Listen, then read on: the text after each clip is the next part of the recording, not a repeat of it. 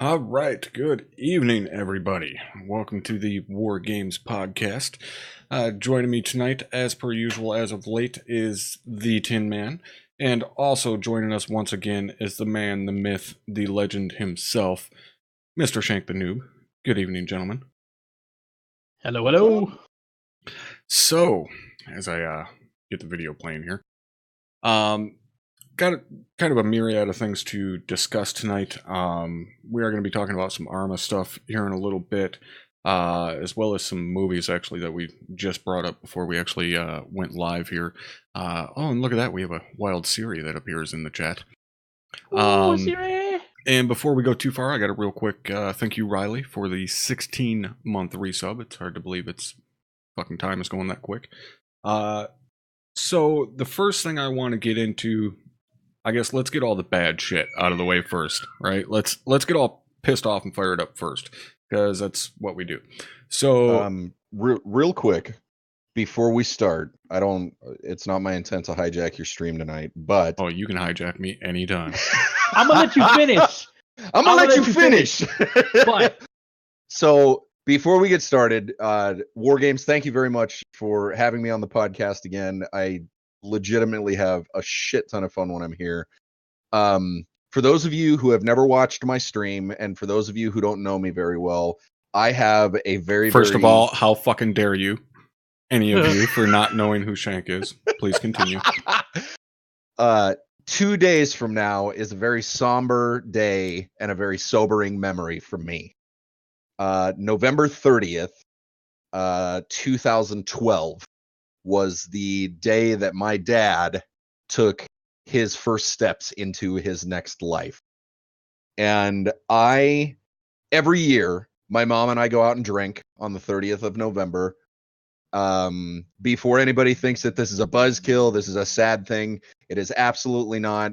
My dad was one of the most incredible men in my life. He was my hero.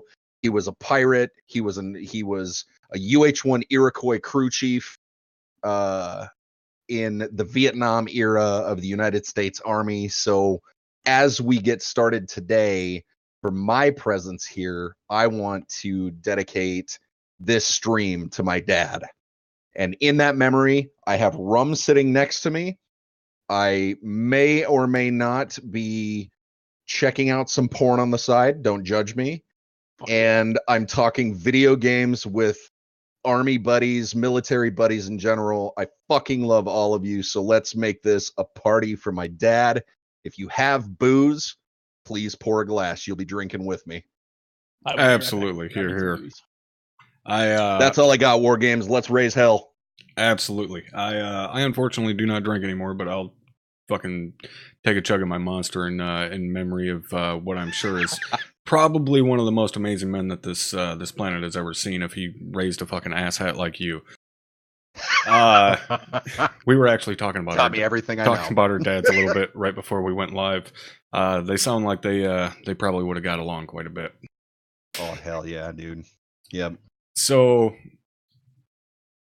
that being said, I'm sure your old man could probably get fired up right along with the rest of us, which is probably where you got it from. I know that's where I got it from. So let's get fired up here a little bit. So, as many of you know, we have a new Fallout game. Yeah, we're getting into that. We're fucking starting it off heavy, bitches. Had to go right for the 800-pound gorilla. That's right. Full send. So, obviously, any of you guys that watch my streams know that I haven't been playing Fallout because I don't own Fallout, because I didn't buy it. I didn't buy it because I was interested in it. I was very much so on the fence from Jump Street. And Locke, who most all of you know or should know, he was on the fence with it too. And I kind of told him, I was like, look, if you get it, I'll get it. But if one of us doesn't get it, like, the other one's not going to get it. So he never pulled the trigger, so I never pulled the trigger. I never pulled the trigger, so he never pulled the trigger. We were kind of locked at a fucking stalemate there. And thank God that we were. Dear God, what a steaming burning pile of fucking dog shit has that game been since release. I have yet to see a single favorable opinion on it. I've seen people that have said, they're still having fun with it. The best one being Carnage, who I talk about a lot because I watch a lot of his streams. I think he's hands down one of the best streamers on all of the internet. But he did a full, I don't know, I think it was like 10 minutes or so video of his thoughts on Fallout thus far, and he's been playing a ton of it. And the long short of his opinion on it was, yes, I'm having fun. He's having more fun because he has a community basically to play with, and 20,000 people sitting there watching him play. But he does not believe it's worth the money that he paid, the $60. And apparently Bethesda agreed with him because now it's basically half price. 2 weeks after launch. So first, before we get into any other issues or problems or so on and so forth, I want the opinion of the two of you gentlemen here right now. You drop $60 on a brand new game. 2 weeks later, it's half off. How do you feel? Go ahead. I'd be fucking pissed. Go ahead, Tony. Oh shit! No, I that shit drives me nuts. All right, and I mean like, that's something that I feel like Bethesda should think about when they do shit like that. All right, it's like, all right, we just released this game, but hey, we're gonna do half off. And I feel like at that point, half off. I don't think half off should ever occur anywhere within the first year of the game. Just absolutely not, because then you've literally given the giant middle finger to everybody who was on the pre-order list. They paid full price when it just came out. It's a big old fucking middle finger to everybody who was there first. I mean, shit, you can be like fucking Call of Duty and just never go on sale unless it's like 10, 15 years old. Yeah, absolutely. That's no, I don't believe a game should ever go half off, even if it's fucking Black Friday. Half off is too much. You shouldn't see half off sales unless you're a year out or like sales have like plummeted. It's definitely not something to do a couple weeks after or a couple days after fucking release, right? I could see big sales like that for specialty situations.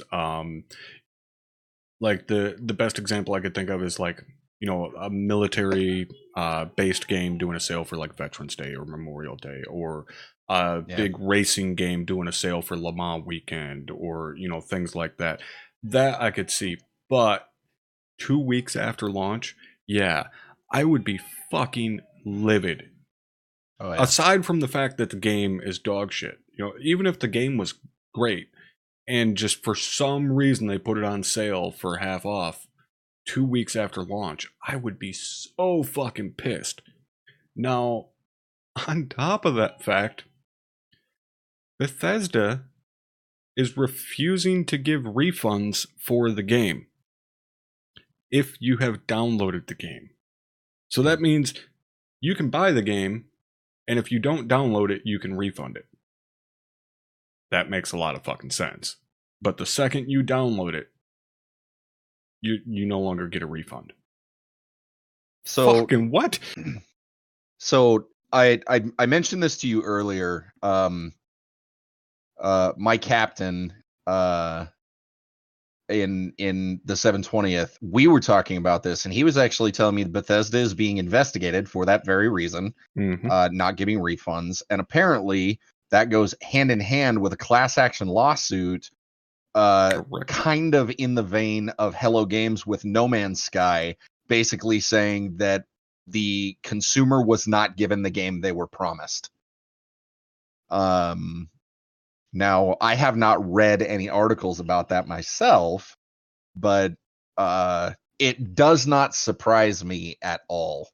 Yeah. Fallout 76 was an extreme deviation from established Fallout canon, established Bethesda formula for Fallout games. Lots of people are saying that Fallout 76 would have been a out of the park home run if Obsidian had developed it, simply for their RP prowess on Fallout New Vegas.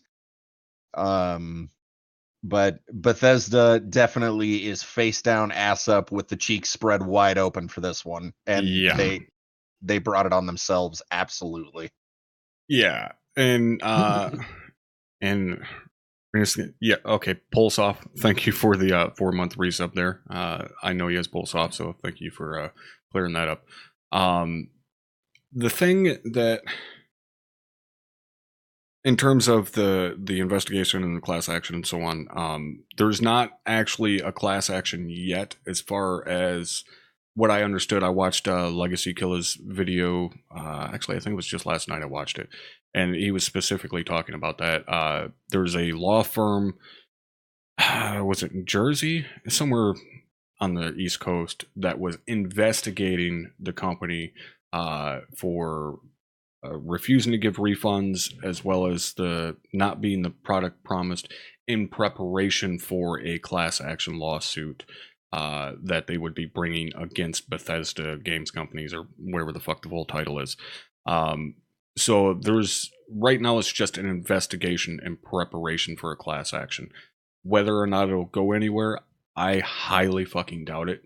You know, as you stated, you know, the similarities between this and Hello Games with fucking No Man's Sky, that pretty much just dissolved into nothing, which I think is going to be the same thing here. However, Bethesda has much, much more to lose than Hello Games ever did. Yeah. Bethesda is much more established, much bigger company.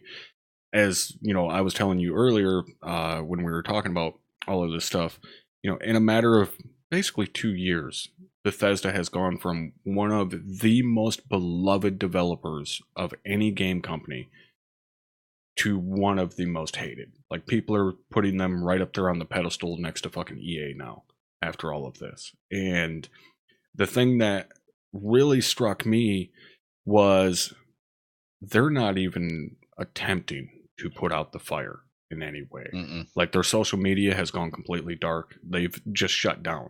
They're like somebody being fucking yelled at, you know, for fucking shitting in the corner. Like, they've completely shut down. They're like fucking Reek 2.0.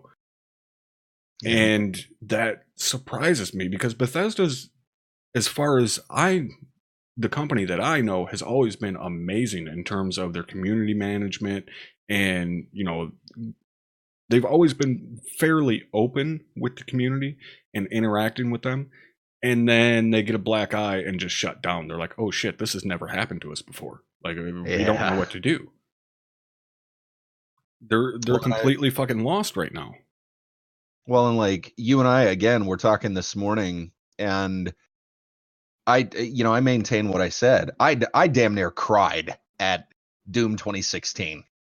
Not because it was some sad fucking game, but because it revitalized memories from my childhood. And yeah, it was impressive. It was, I mean, that is one of the most faithful recreations of a game from my childhood that I've ever seen. And when you have guys like Pitchford and his cronies developing Duke Nukem Forever, and it takes them all that time, and then you see Bethesda come out with another shooter that was as groundbreaking and beloved as Duke Nukem, and they blow it out of the water, it's like, why the fuck didn't Bethesda reboot Duke Nukem? Yeah, that would have been amazing. Right. If they would have had the same people working on Duke as what they had on Doom, like, yeah, I would have picked that up. Like, I have Doom right now, and I fucking dug it. I didn't play all the way through it. It's not quite my style anymore. It's just too fast paced for what I'm comfortable with now. But I can appreciate it for sure. And like you said, it brought back so many fucking memories playing that. And Paul, I would agree with you. Obsidian, fucking Oblivion is better than Skyrim. I said it. Fuck off. The Oblivion gates are fucking full of shit. All right. Yeah. And had Oblivion been made, if they were to remaster Oblivion right now and put it in the Skyrim engine, I'd fucking buy it right now. $60. I'll drop it. I was one of those no-lifers in Oblivion that, like, me and my brother had hundreds of hours in Oblivion on, I think it was on the 360. we went through and found every single fucking nin route. Like, that's how bad into that game we were. So yes, Oblivion is better. Man, Wargames, I never thought you'd be a fucking flower picker. We went through and 100% completed that game. Every single little bit. It was like, fuck it, we're doing this. But yeah, Shivering Isles was a great DLC. That was back when fucking DLCs were good. So to get back onto the Fallout fucking track, the Fallout, if you will. What do you guys see as a favorable outcome for this? Like, what would you guys like to see as an outcome for this? Have you thought about it at all? Like how Bethesda could kind of redeem themselves in terms of Fallout? Well, can they redeem themselves? Go ahead, Shank. Okay, so to caveat everything, I have played Fallout 76. You're dirty. Yeah, I know. Dirty. It's on top of only washing once every 6 months, but I figured as long as I'm dirty, I might as well really make it worth it. Bad enough I got your herpes. Now I gotta have your Fallout too. So the one thing that really it's a sticking point for a lot of people, but it's one of those things that I believe that they can capitalize on. I was talking to somebody else about playing Fallout 76, and one of the things about it that makes it haunting is that it's empty. Everybody has said, oh my God, Fallout it's been all these characters and these beautiful stories and blah, blah, blah, blah, blah.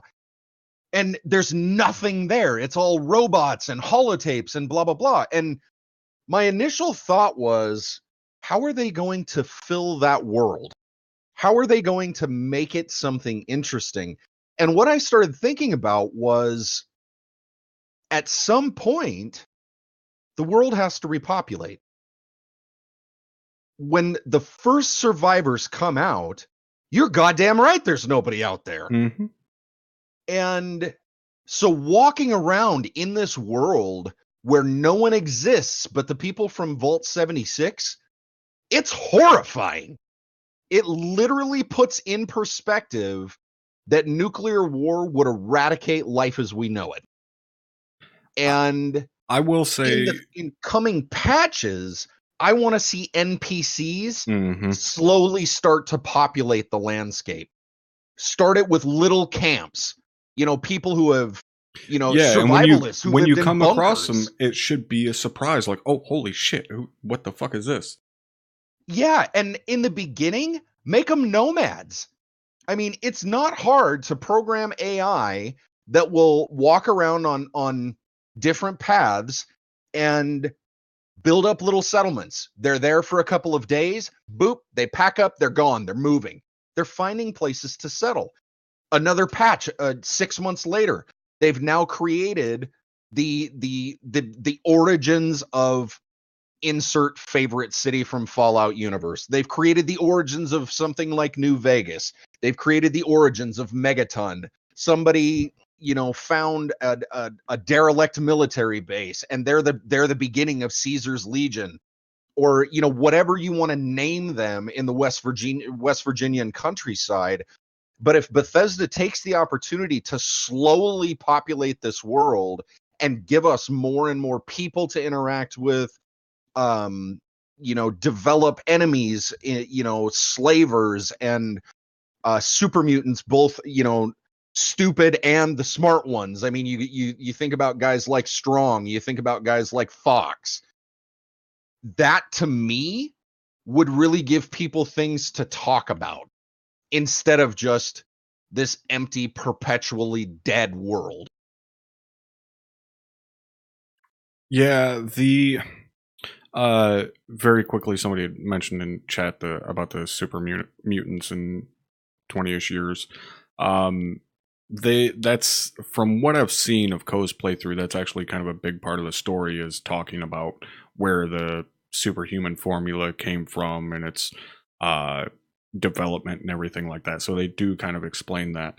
But in terms of the emptiness, at first, yeah, I was kind of like, what? No NPCs? Like, how the fuck are they gonna pull that off? Like, that doesn't make any sense. And then after watching someone play it, it made sense. Like, oh yeah, it's the first vault to open. Of course everybody's gonna be dead. Like, the only thing that's gonna be out there is creatures and shit, because this is the vault that has to start repopulating everything, which is why it was the best of the best people chosen to go into this vault. But the holotapes from the survivors that you hear as you pick up were actually very fucking haunting. Like, they genuinely creep me out hearing some of these holotapes and people basically giving their dying declarations over this fucking recording. And just the voice acting of it and stuff was very well done. That's one of the pluses that I will give the game, is that the voice acting is pretty goddamn well done. But they definitely, I mean, obviously they need to do work through patches. There's a lot of patches that are going to be needed. The thing that worries me is that they're not going to go the route of, say, oh fuck, what's the Ubisoft game? The fucking super secret squirrel bullshit. Wow, why can I not remember this? Super secret squirrel. The fucking Ubisoft? You're the SWAT team. They've been continuously developing it. Dear God, why can I not remember the fucking name of the game? Rainbow Team? No. It's still out. People are still fucking playing it right now.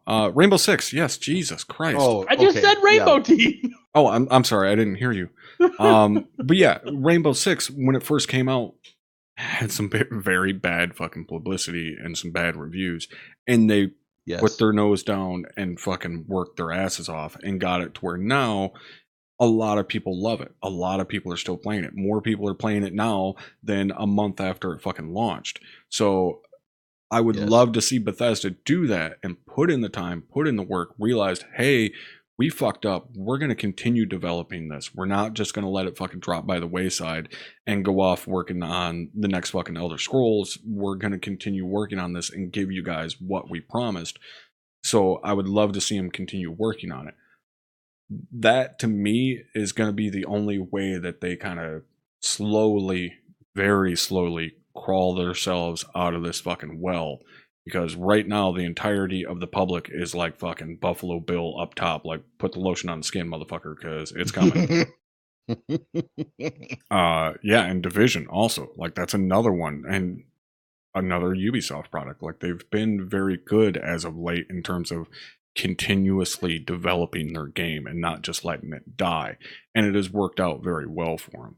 Whether or not Bethesda will pick up on that and kind of take that ball and run it, I don't know, but I hope that they will, because to me, that's the only way I see them redeeming themselves. Because if they just let it drop and just kind of fix the major shit, you know, with some patches and don't really do much with it, Elder Scrolls, is it 6 now that's coming out next? Yeah, you know, ES6 is on the way.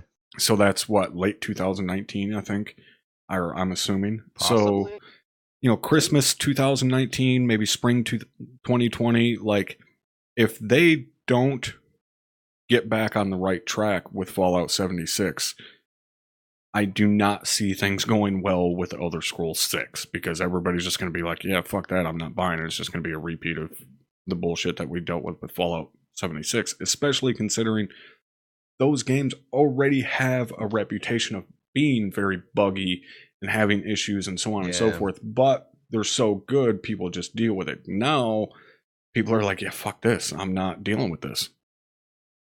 So, you know, we have touched repeatedly on an interesting company here that I'd like to, I'll just go ahead and say that I'm going to stroke their ego a bit. Ubisoft gets shit on a lot.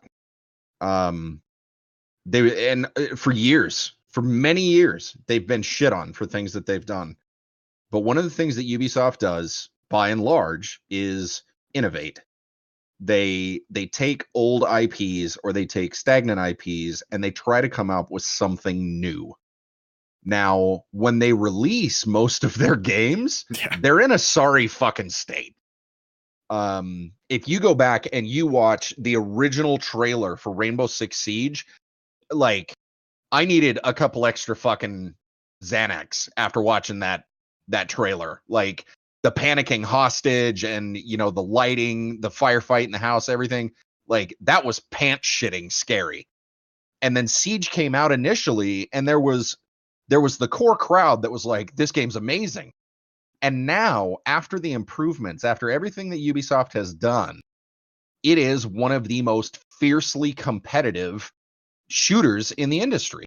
Now, granted, they backslid a little bit when they decided to censor it in the name of expanding their market. But, and then, I mean, you even look at For Honor. For Honor came out, and it was a mess. Yeah. Especially with peer-to-peer. They got the dedicated servers in. They continued adding to their roster, and now they've added the Wulin, and they've added the breach mode, which is what a lot of people wanted out of For Honor. That community is thriving. Like before Marching Fire came out, you'd be lucky if the population in any mode was higher than medium, unless it was the 4v4 Dominion. Now that Breach is out, almost every mode I see that is large scale, like 4 players and such, all of them are high or very high population at almost any time of the day. Ubisoft may not put out quality products up front, but they improve. They don't give about what they're putting out. Yeah, they don't give up on it, which you have to give them props for, and it's Ubisoft to me is one of those companies where I'm not going to buy your shit at the start because it's a known fact that it's going to be dog shit. I'll wait a year or two and then I'll grab your shit, which kind of bites them in the ass. But like I said, at the same time, you have to kind of respect the fact that they don't just let their game die off. They continue working on it, which is absolutely, an admirable quality when it comes to game companies. And very quickly, I have to thank Willis for the 10 spot. What you talking about, Willis? Shit, myself and Shank are probably the only two here old enough to actually remember that show. Wow, thanks. Fuck you too. I ain't no youngin'. You ain't fucking Willis old enough, I'll tell you that much. You ain't fucking watching no Gary Coleman on TV growing up. I made a lot of money that got stolen by my folks. Yeah. Hell yeah, Mike's in here. Mike's old enough for sure. So in terms of Fallout, let's say a year down the road, okay, they've gone the Ubisoft route and they've continued to patch it and work on it, so on and so forth. Are you guys willing to give it another shot? Would you be willing a year from now, if they worked on the issues and gave the game that they promised a month ago, a year from now, would you guys drop the $60 and try it, or would you say no, fuck you, you burned me, you don't deserve my money? I'm more along the lines of burn me. If you didn't give me what you were promising at E3 or at any other, what you were showing at any other game conference or anything like that, like fuck you. Why would I spend the money now when I didn't spend the money before? I'll be on to other things, trust me. I mean, I can agree with the sentiment. It's like, you promised me something and you lied. What reason do I have to trust you now? Mm-hmm. But Bethesda has proven that it is capable of making high quality AAA unforgettable title. With a game like Fallout 76, the reason that I don't utterly shit on Fallout 76 is because I know that Bethesda is better than that. The game... Well, I think that's why a lot of people are shitting on Fallout 76, is because everyone knows that they are better than that. Fair point. But with innovation comes an adjustment period. And you're looking at a game that has largely been single player for the majority of the IP's life. Fallout Brotherhood of Steel had multiplayer, but that was a very different game entirely. Right. But if they improved, I would be willing to give them another chance. Not necessarily the $60 price point, but I think if Bethesda learns its lesson the way that it should, they'll improve it and they'll have promotions to try to kind of water the dying plant that is their fan base and try to generate interest that way. And I could respect them for that.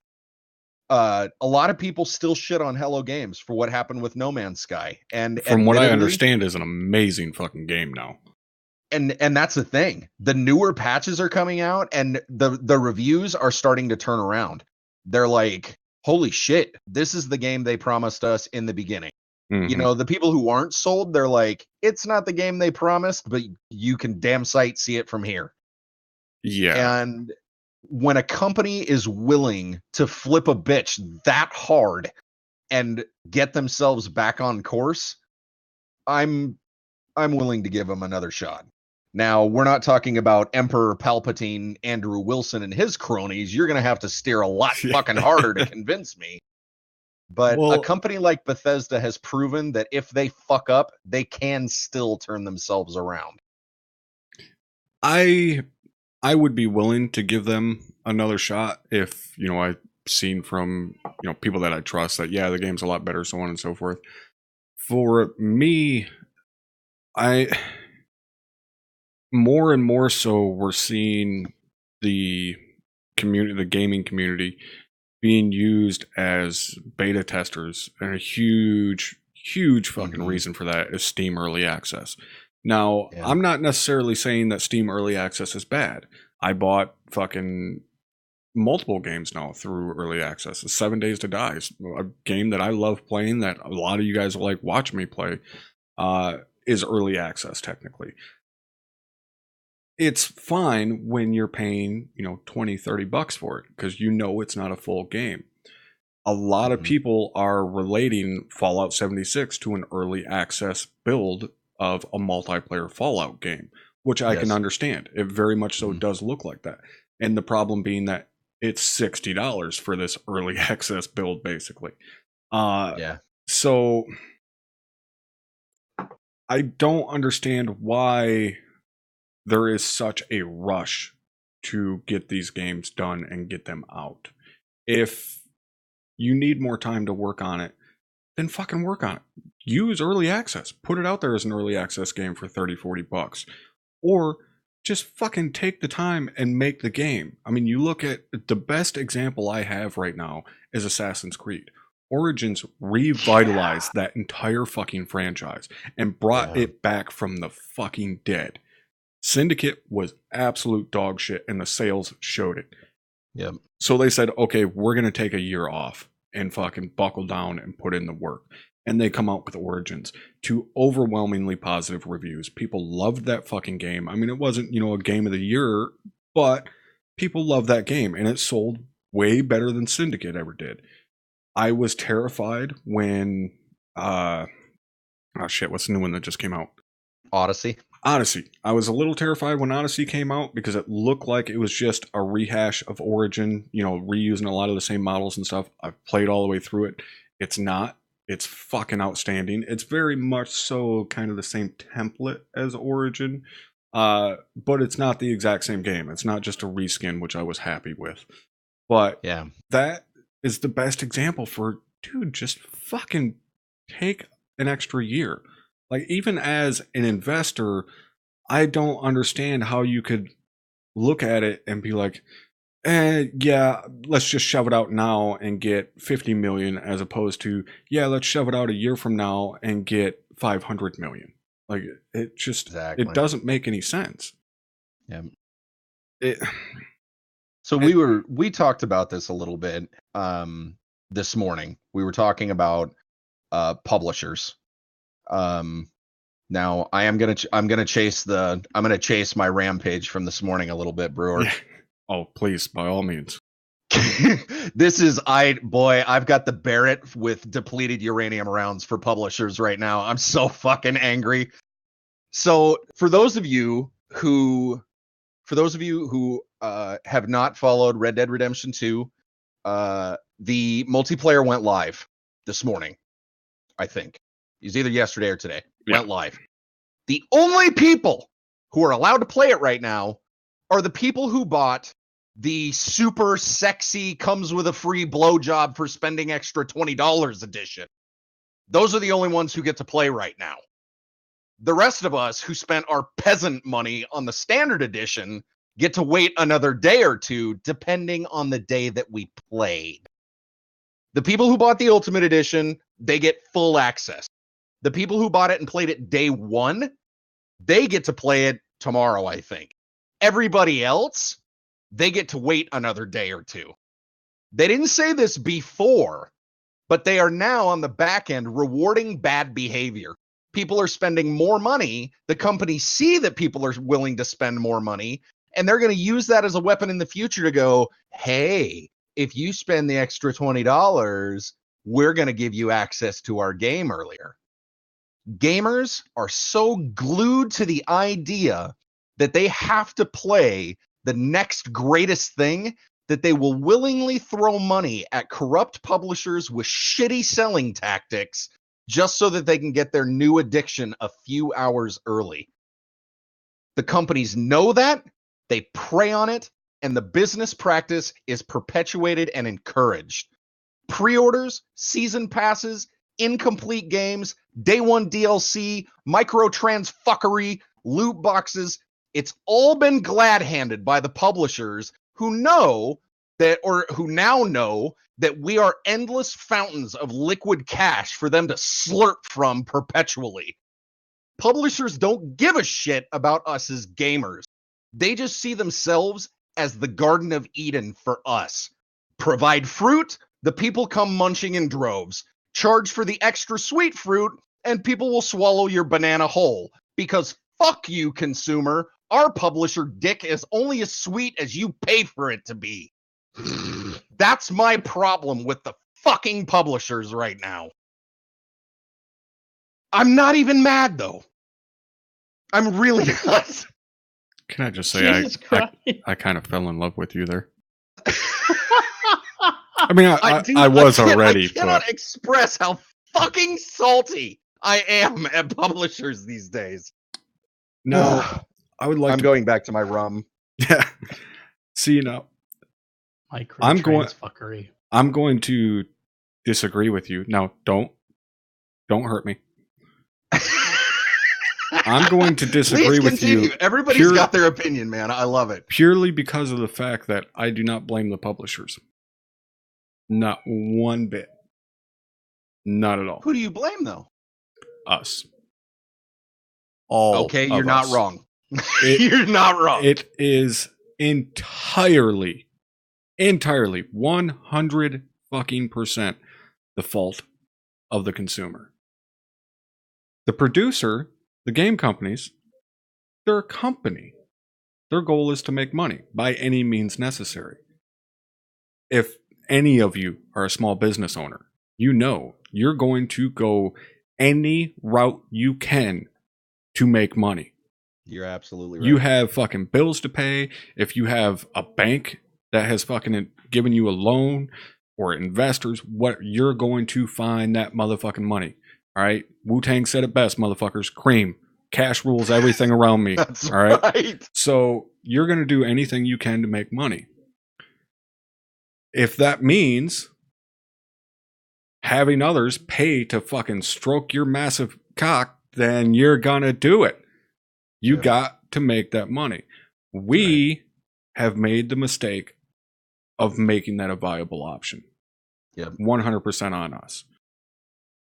Now, obviously, not necessarily on You're us not wrong, per even se remotely. in this room, because we don't really fall for it. It's more so people that have, expendable income that can say, yeah, sure, I'll drop the extra fucking $30 on this version. I don't give a shit. I like having the soundtrack that I could go download anywhere for free, but whatever.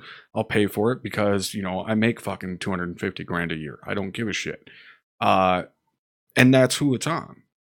People say, oh, it's kids with their parents' credit cards. No, the fuck, it's not. Okay.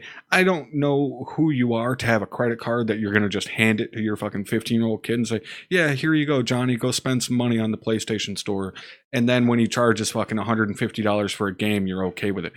those people are the same fucking people that make 250 grand a year and don't give a shit if you spend an extra $50 on a game and you're paying 110 instead of 60 or whatever, or 50. So that more so is the problem, is people with expendable income not giving a fuck because they have it to spare. So they're like, yeah, fuck it, I'll throw them the money. Yeah. And it's, you know, you mentioned kind of the key thing in there. I gotta find this article. Pitchford. I'll throw the name out so people can kind of start seeing where I'm going with this. Randy Pitchford. Randy Pitchford is kind of my personal whipping boy in the gaming industry because he fucking ruined the one game that I wanted to be incredible. And all of you are going to cringe, and for the men, your balls are going to shrink up into your body. For the women, I don't know what's going to happen, but it's going to involve your ovaries and be terrible. Aliens, Colonial Marines. How dare you even utter that fucking name I on know, this channel? I know, goddammit, I know. I uttered. It's like praising Satan. It had so much fucking promise, dude. That's the it had so much fucking promise. Like, I remember AVP from back in the fucking 90s. It was one of the most terrifying games you could possibly fucking play as a Marine with the goddamn motion sensor going off. Beep, beep, beep. I know. Fucking terrifying. So Randy Pitchford continues to maintain to this day that Aliens, Colonial Marines, that there's nothing wrong with it. And I'm like, you can't afford a counselor who can unfuck the denial you are in. And so we were talking about people with disposable income, people who have all this money to throw at loot boxes. And I want to throw out Randy Pitchford as a name. Back on September 30th of 2018, there was an article published by Polygon that talked about Pitchford's assistant, a man named John Wright Martin, age 33. I like how you throw in all three names like he's a fucking killer of a president or a serial killer. John Wright Martin, John Wayne Gacy. I mean, just pick the fucking name. And Pitchford announced that he and his wife lost in the estimate of $3 million. I want to be so fucking rich that I lose track of $3 million. If I was that fucking rich, I would own every game on Steam and all the DLC. I would own Steam. Fuck it. I would. I would go to Valve and say, give me one of those like super sexy fucking gold access keys that you give to people where you can just download any fucking game off of Steam.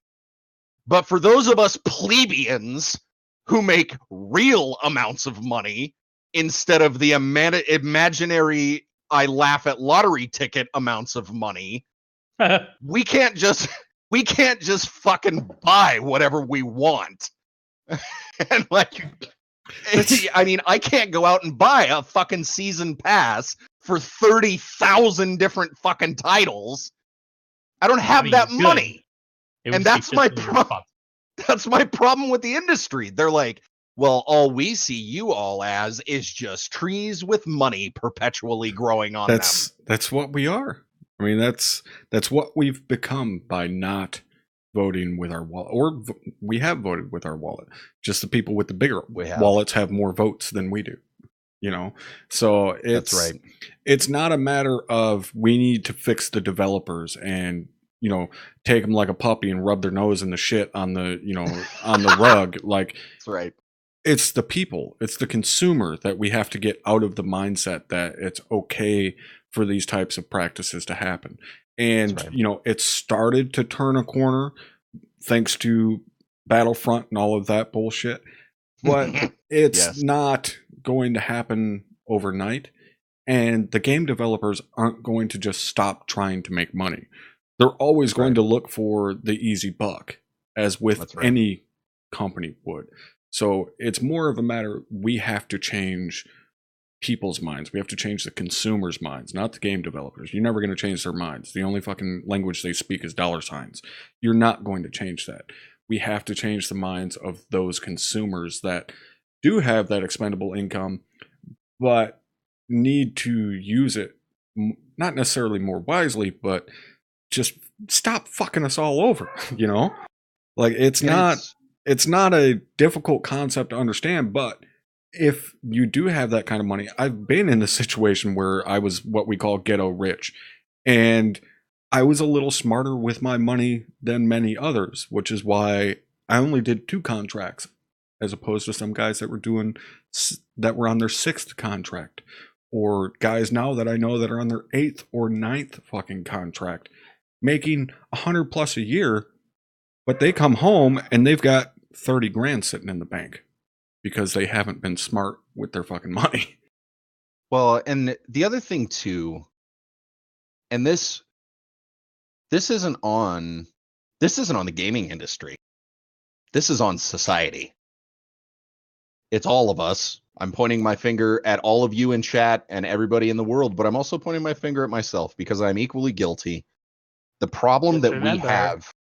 That's right. 1 finger pointing out, 3 fingers pointing back. Yeah, exactly.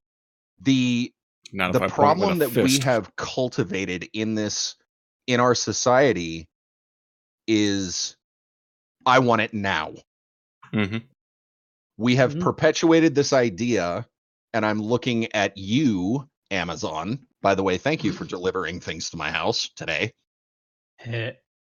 Amazon has cultivated an ideology around, we want to be able to deliver to anyone on the planet within 2 hours. You can have things on your phone with a single fingerprint. Everything is delivered to us instantly. We are now getting to the point of WALL-E where everything is just delivered to our house. I mean, I can get my fucking groceries. I don't have to leave anymore. I literally get groceries delivered to my house. And I do every and that's month. the thing. It is the instant gratification mindset, and industries around the world, not just gaming, have perpetuated and cultivated and capitalized on the idea that nobody wants to fucking wait for anything. Well, that again goes back into early access. Like, early access is Exactly. still a new thing to me. Like, beta testers don't really exist anymore. You have open betas. You have some closed betas where they'll invite fucking YouTubers and streamers because that gets fucking popularity around their game. But in terms of the job of being a beta tester or being selected as a beta tester no longer exists. You know, back in the late and early 90s, you could literally fill out an application to become a beta tester. That's how my brother and I became beta testers for Westwood. We filled out an application that was included in a Game Informer magazine. Hey, you want to be a beta tester? Fill this out and mail it in. So we did, and we got to be beta testers for Westwood. That does not exist anymore because we're all beta testers now. Everyone. That's right.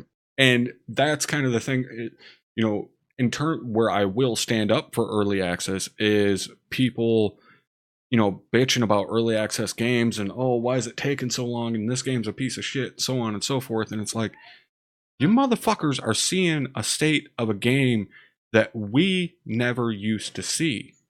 You know, granted, games are more complex now. They take longer to develop. Yes, there's more people, but they still take longer to develop. You know, you're not knocking, well, unless you're fucking Call of Duty and shit like that, you're not knocking out a game in 8 months like they are. That's right. But, you know, when you take a game that takes 5, 6, 7 years to publish because you have a small studio, we never would have seen any of that work years ago. You never would have had any idea the game was being developed until, you know, 6 months before it was supposed to launch.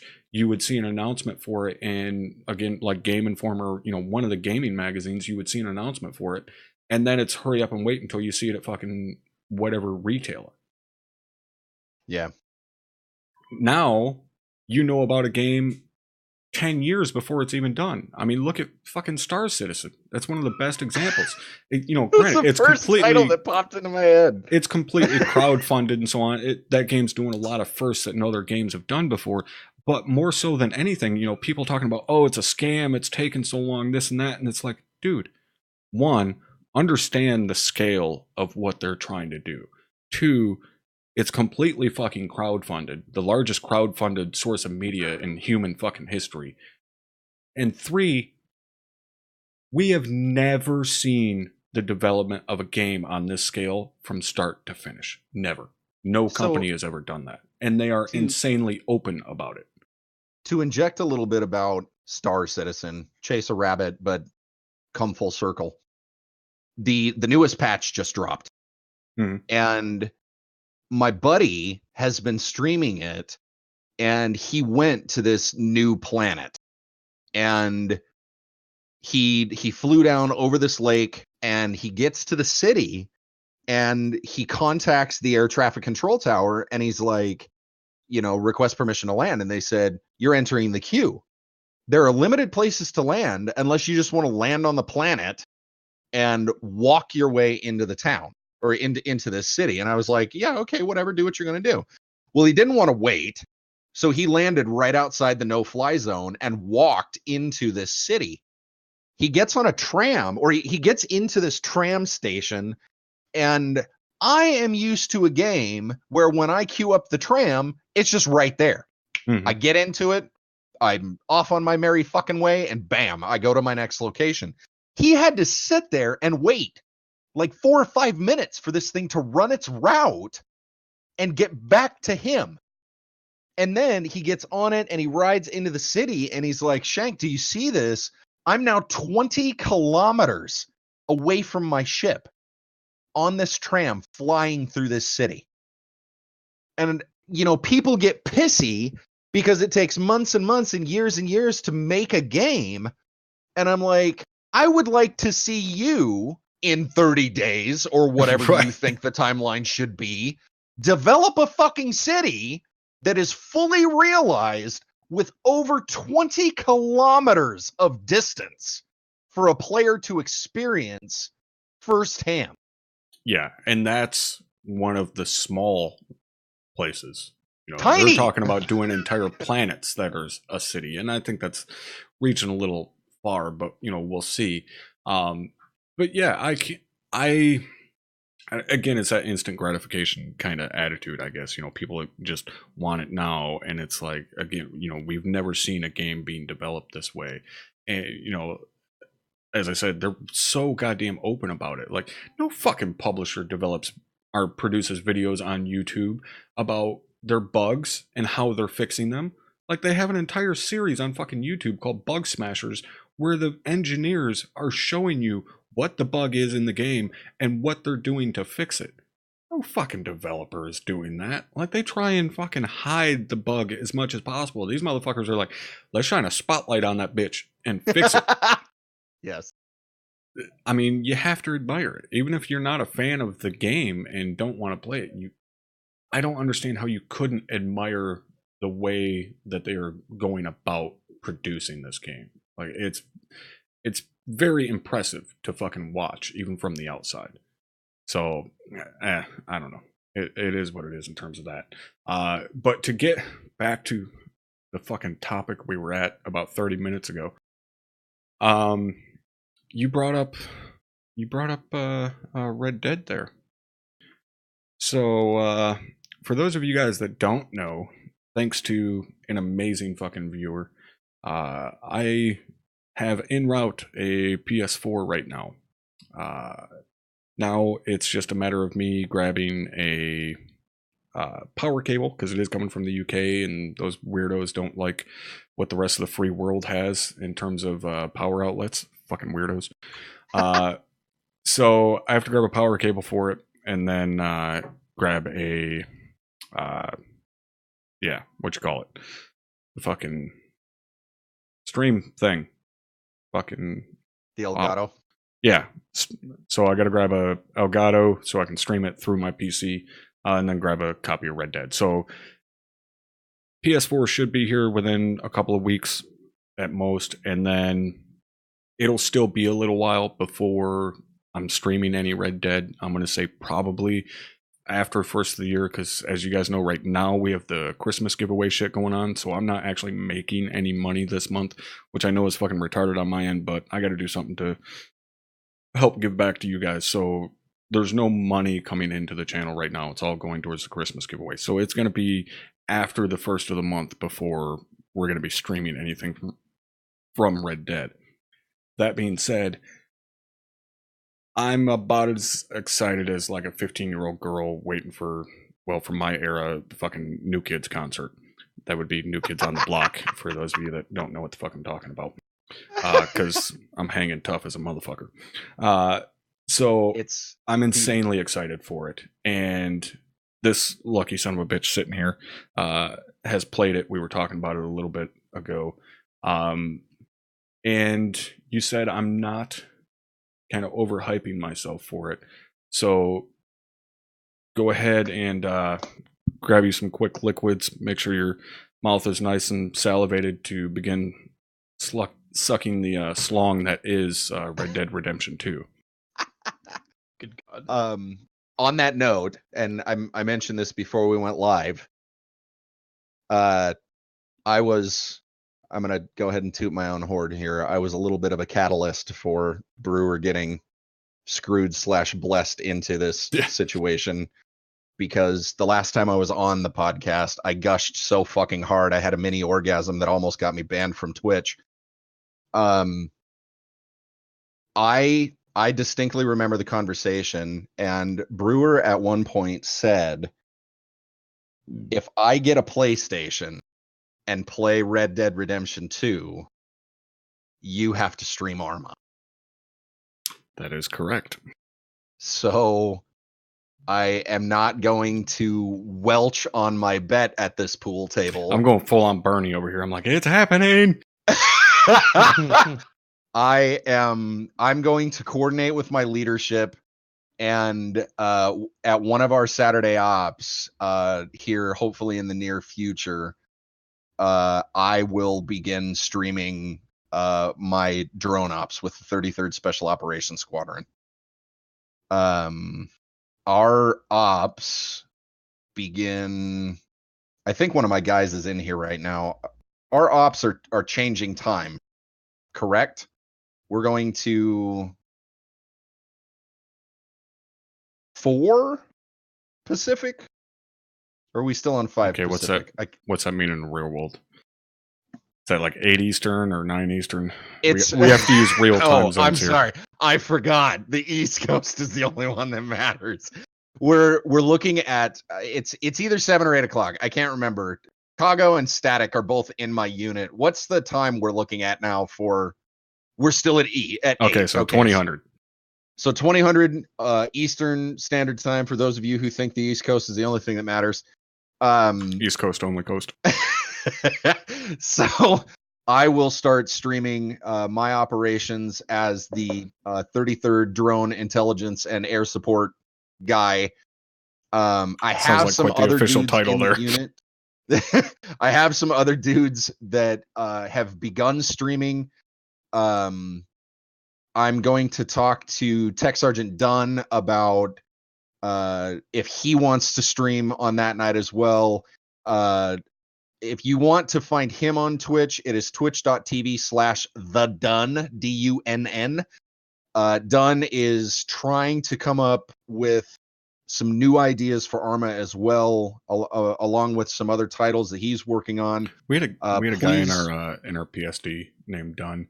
I'm sure you probably heard me reference a story before about a guy running from the smoke hut to the shitters and back naked.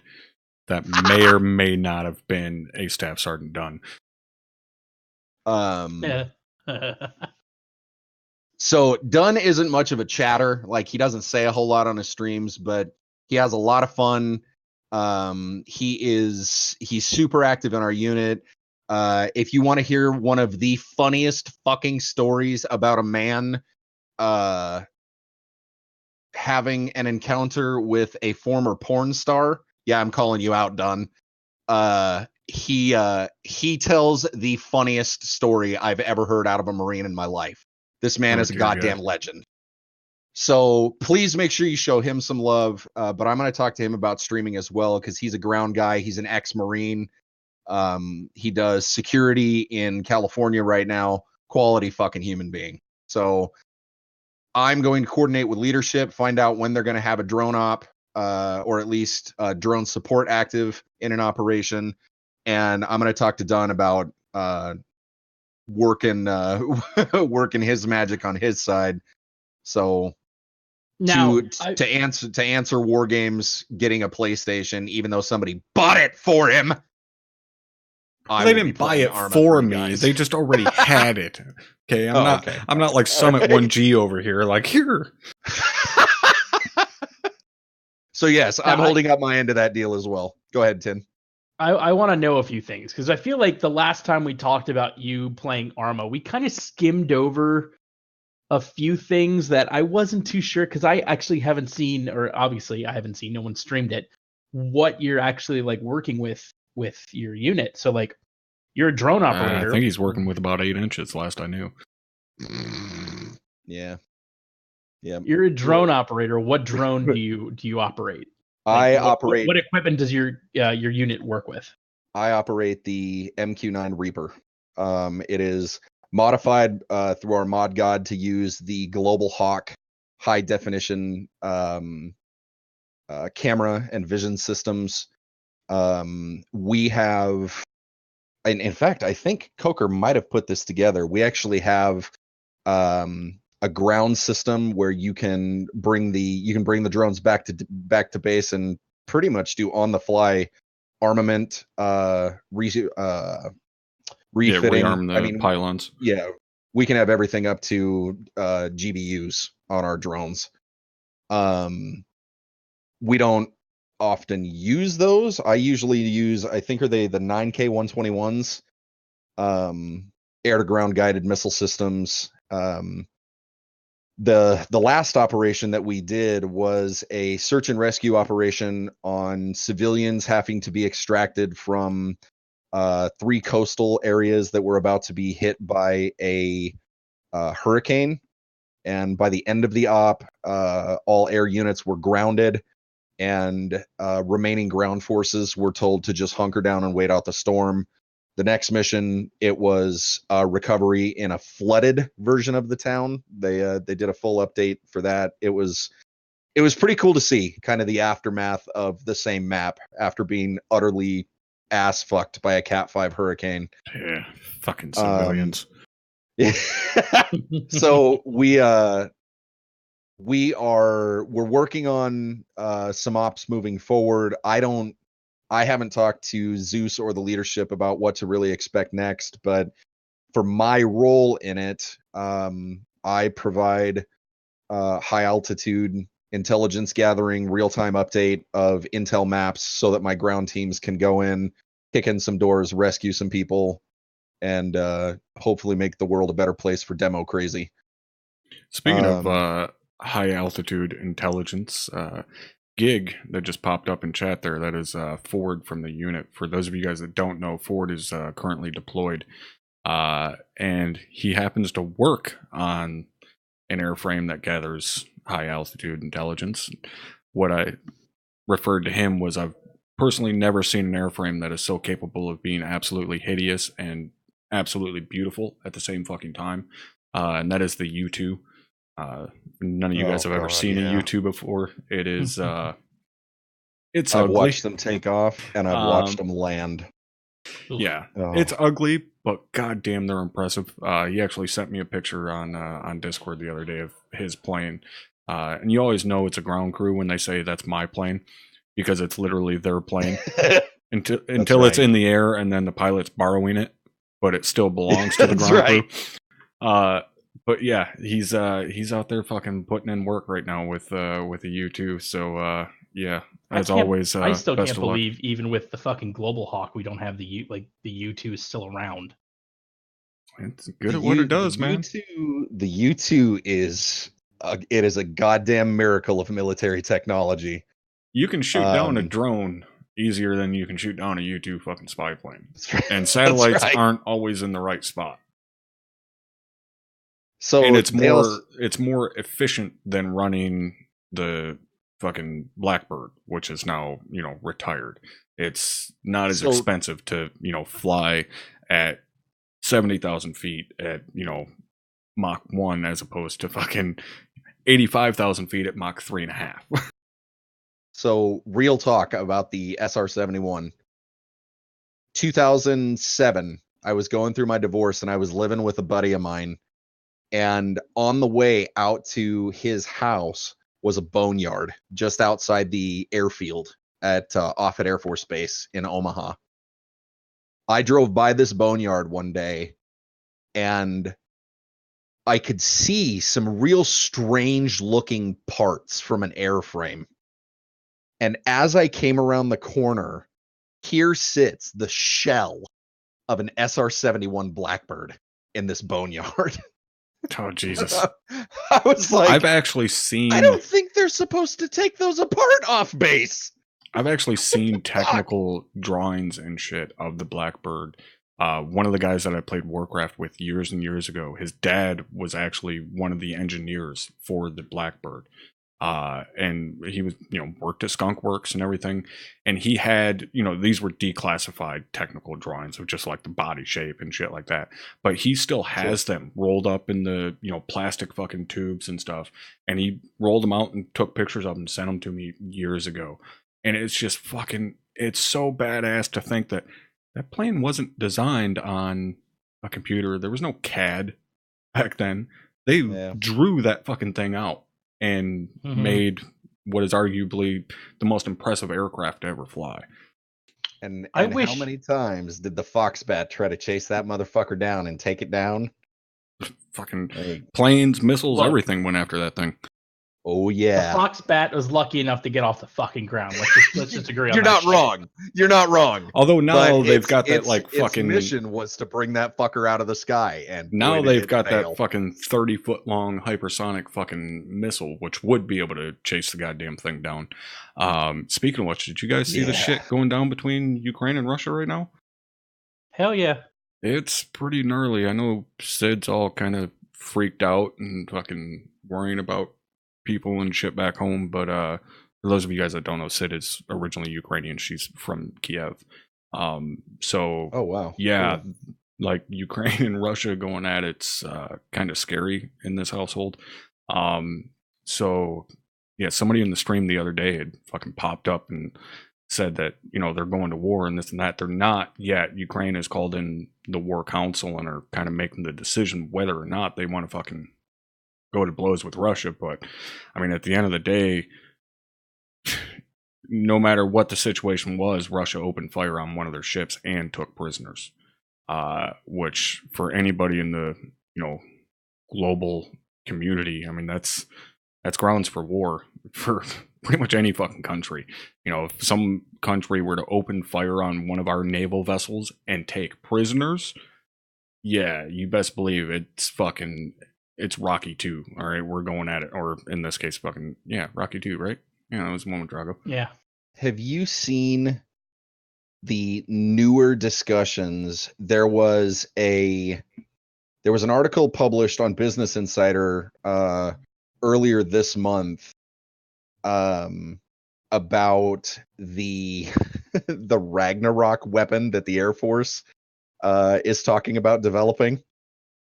Oh dear God. So, are you familiar with kinetic bombardment? Yes. Okay, so the Air Force is more recently discussing the idea of bringing back a project from 2013 called Project Zeus.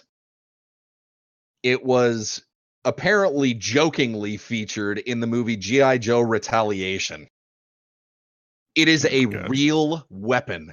The rods from God. Yep. Oh, okay, yeah, I know what you're talking about. Yeah, the rods drop from basically space and fucking the tungsten telephone poles. Yep. Okay. Yeah, I know what you're talking about.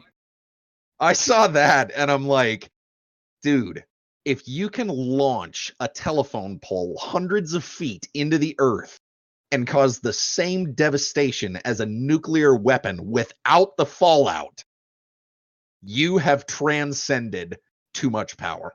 Yeah. Yep. Basically, we're not going to start developing satellites to read tungsten or heavy amounts of tungsten that go into space. Yeah, and if you see something go over like 11, you're like, oh fucking hell, those goddamn Russians, they're going to drop telephones on our ass. Yeah, I saw that article and I'm like, okay, now we have hit the pants shittingly scary moment. It's one of those where, you know, it does we didn't technically hit pants shittingly scary with nuclear bombs. I'm sorry. Yeah. I mean, ish. It technically goes against the space, you know, no arms in space or whatever, the fucking treaty that we're a co-founder to or whatever. United States Space Force. Yeah. Well, it says that you cannot put weapons in space to fire on Earth, basically. You can still wage war in space, but you can't wage war on Earth from space, is kind of the gist of it. But I always love Tyson's adage on it. Like, how can we expect ourselves to adhere to a treaty to not harm each other from space, but we can't even do that on the ground? Like, the fact that we haven't already put weapons in space is fucking mind-boggling. Yeah. As far as we know. So going back to the idea of nuclear weapons, I think that there's something when it comes to planet cracking weapons that could literally turn us into the when you're talking about weapons that could actually turn us into a fucking asteroid belt. I think back to I'm trying to pronounce the guy's name. Tsutomu Yamaguchi. He's the only man recognized by the government of Japan as surviving both nuclear explosions. Oh, yeah. Because he fucking survived the first one and went... He was in Hiroshima with at Mitsubishi. He was working for his employer in Hiroshima. The city was bombed. He survived.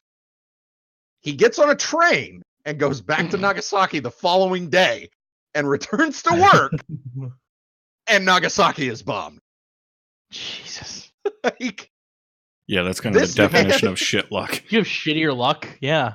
I mean, this man proves that human beings are far more resilient than we give ourselves credit for. Yeah. I remember when the Gulf War first kicked off and like people freaking out, because even at that time there was concern whether or not Saddam had nukes that we didn't know about, whether he would use them, because we already knew that he had used gas, which was, you know, obviously has been outlawed since the armistice.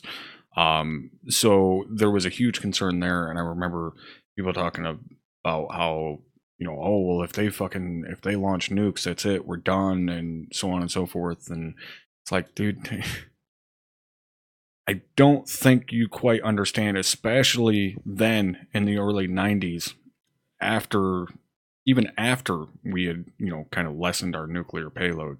Like, I don't think you quite understand what MAD is, because mutually assured destruction is mutual, as in they launch nukes on us, we launch nukes on them, everybody dies. Yes, we die, but they die as well.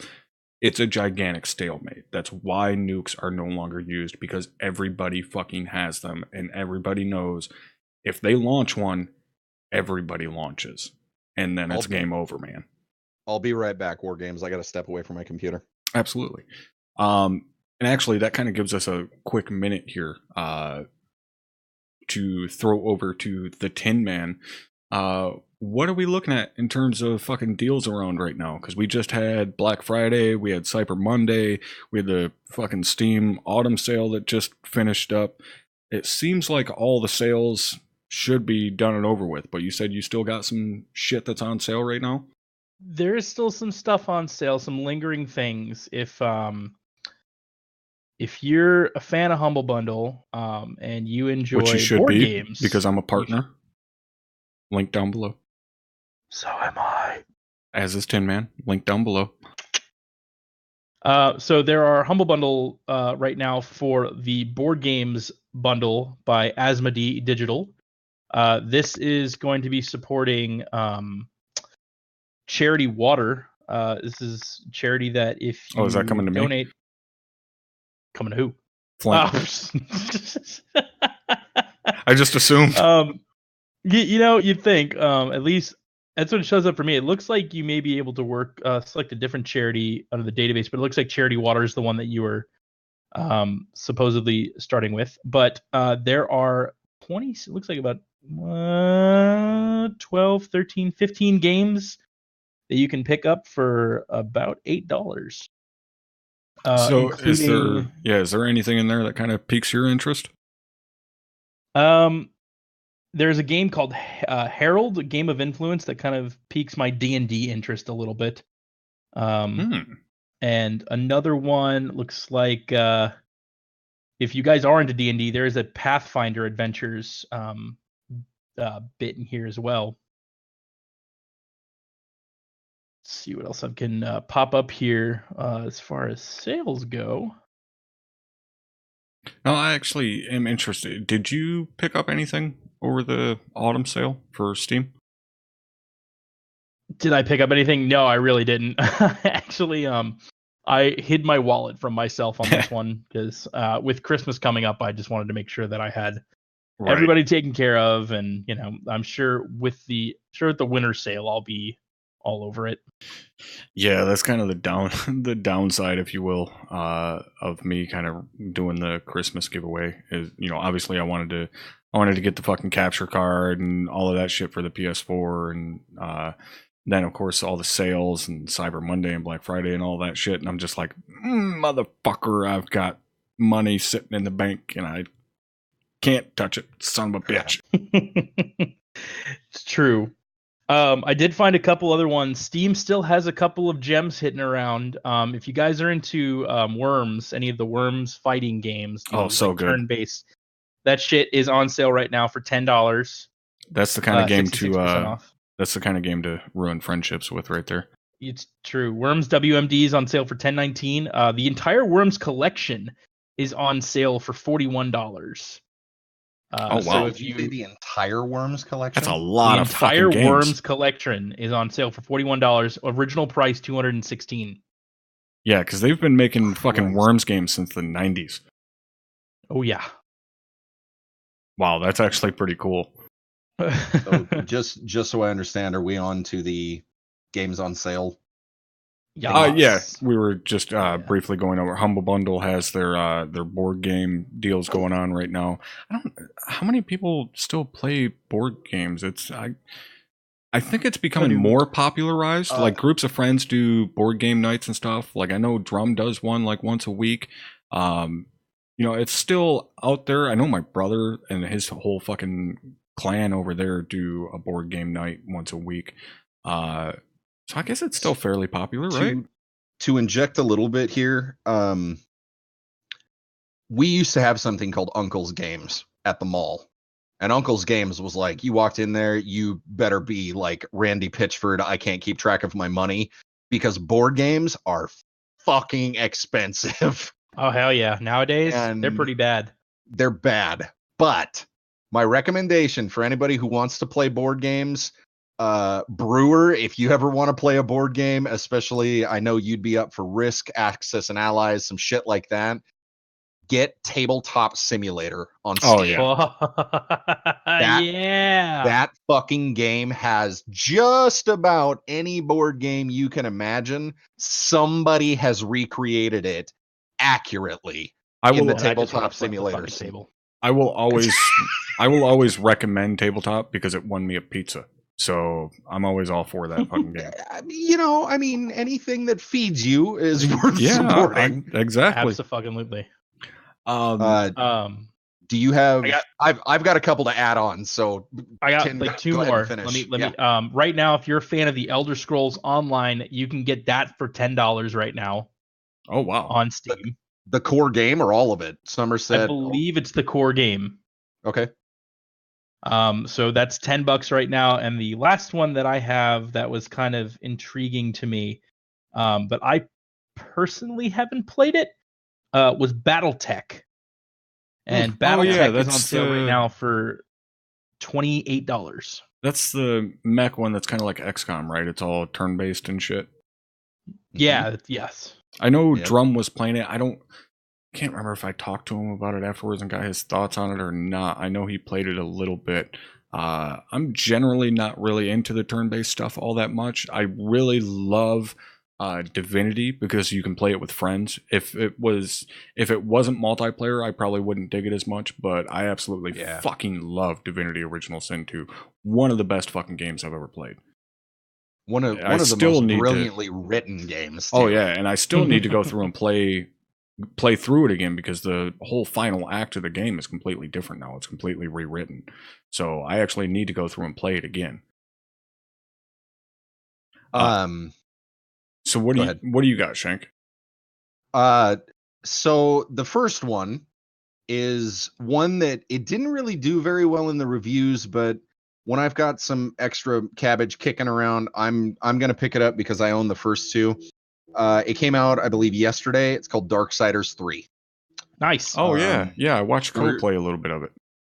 Yeah, and the reviews haven't been the best, but Darksiders is one of those. It's one of those franchises that I feel it's still worth defending. It's something that the first two knew what they were. They were action, hacky slashy, high flying affairs. Darksiders 3 has retained some of that, but it's gone with some of the Dark Souls difficulty.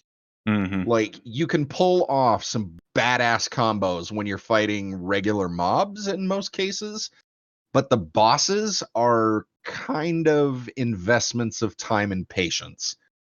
That being said, I do intend to give it a try. I've never known Fury to be one of the 4 horsemen of the apocalypse, but I can suspend my disbelief enough to give it a shot. That's the secret 5th horseman of the apocalypse. That's right. That's the hot one.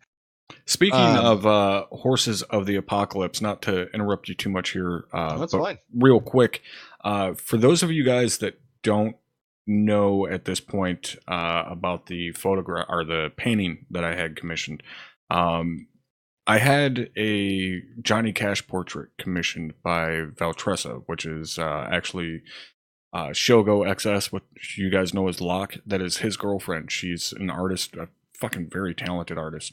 And I had a painting commissioned by her for, as I said, a portrait of Johnny Cash. As you guys know, he's a huge fucking part of my life. And she just finished it up the other night, and still doing the finishing work on it and clear coating and whatever other artistry shit goes on with it, so I don't ruin the damn thing.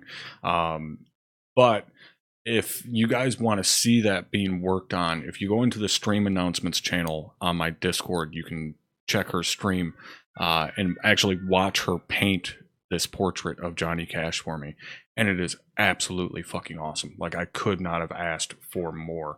And I cannot wait to get my hands on it. So if you guys are even somewhat interested in any artwork, go check that out and you can get a hold of her. She has a Discord as well. But you can get a hold of her and have some artwork commissioned, and I can't recommend it enough. It's fucking awesome. I know right now she's working on a Commander Shepard from Mass Effect 3 that looks badass. So make sure you guys go check that out again through my Discord. Holy fucking shit! Yeah, I take it you're looking at it. As soon as it's framed and on the wall, I'll be there in 12 hours. We can sit on your couch and jerk off to it together. Right. Just sit there and stare at it.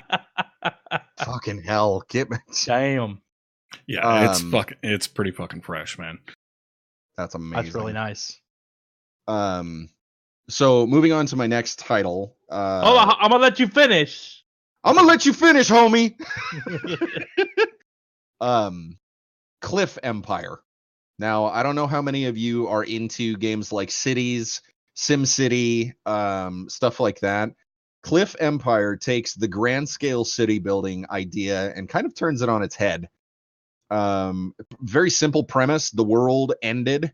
We as humans existed in orbit on space stations, and now we are attempting to recolonize the planet, but the lowest levels of Earth's landscape have been perpetually destroyed by a radioactive mist. And so you're forced to build cities on these small towers that aren't connected in the beginning. You have to, and each one of them functions as their own city. So like one may have a body of water on it. That's the only one where you can fish, and then you have to take those fish and push them out to the other two spires that you're building on to round out their diets. Like you take the idea of SimCity or City Skylines, and you're managing these 3 micro cities to create this population. You have very little landscape to work with an increasing and ever-growing number of buildings that you have to construct. And like you may not have room for a university on one of the spires, so you have to build that university on another spire. But then you also have to connect the other 2 cities so that those individuals can come to that university and get their education. And motherfuckers tell me ArmA is complicated. And that's the thing, is ArmA is complicated. Cliff Empire takes a very complicated idea and makes it incredibly simple. It is, I mean, if the Cliff Empire UI and kind of tech tree guys got with Bohemia Interactive, ArmA would be easier to play than fucking Battlefield. Well, that's actually the funny thing. The funny thing is ArmA is actually incredibly easy to play. And that's like one of the things that I tell guys when I do my UCS, my Urban Combat School, which we'll be doing again this Saturday. I'm actually going to make the post for it tonight. So those of you guys that are in the unit and constantly chomping at the bit for getting signed up in time because it's limited class size, be on the lookout after we get done with the podcast here. It'll be going up because it usually fills up within about an hour or so. I tell you what, Top, 2-4 has actually been itching to ask you to just have one for one of our squad trainings and just get the entire squad there, because I could do at the rate 2-4 has been becoming a door kicking squad, we kind of want the urban training. Oh yeah, I could do that. I mean, that's what fucking my guys, when I was running 1-4, that's what they went through. I mean, like I tell people all the time, I never trained that weapon squad as a weapon squad. They were a rifle squad that happened to carry medium machine guns. That was it. But anyways, that's what I tell guys all the time in UCS is the easiest thing to do in all of ArmA is pull the trigger. Like, hands down, the easiest thing to do is to pull the trigger and shoot at something.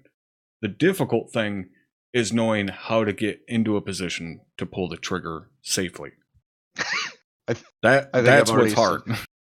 I think I've sold a copy of Cliff Empire already.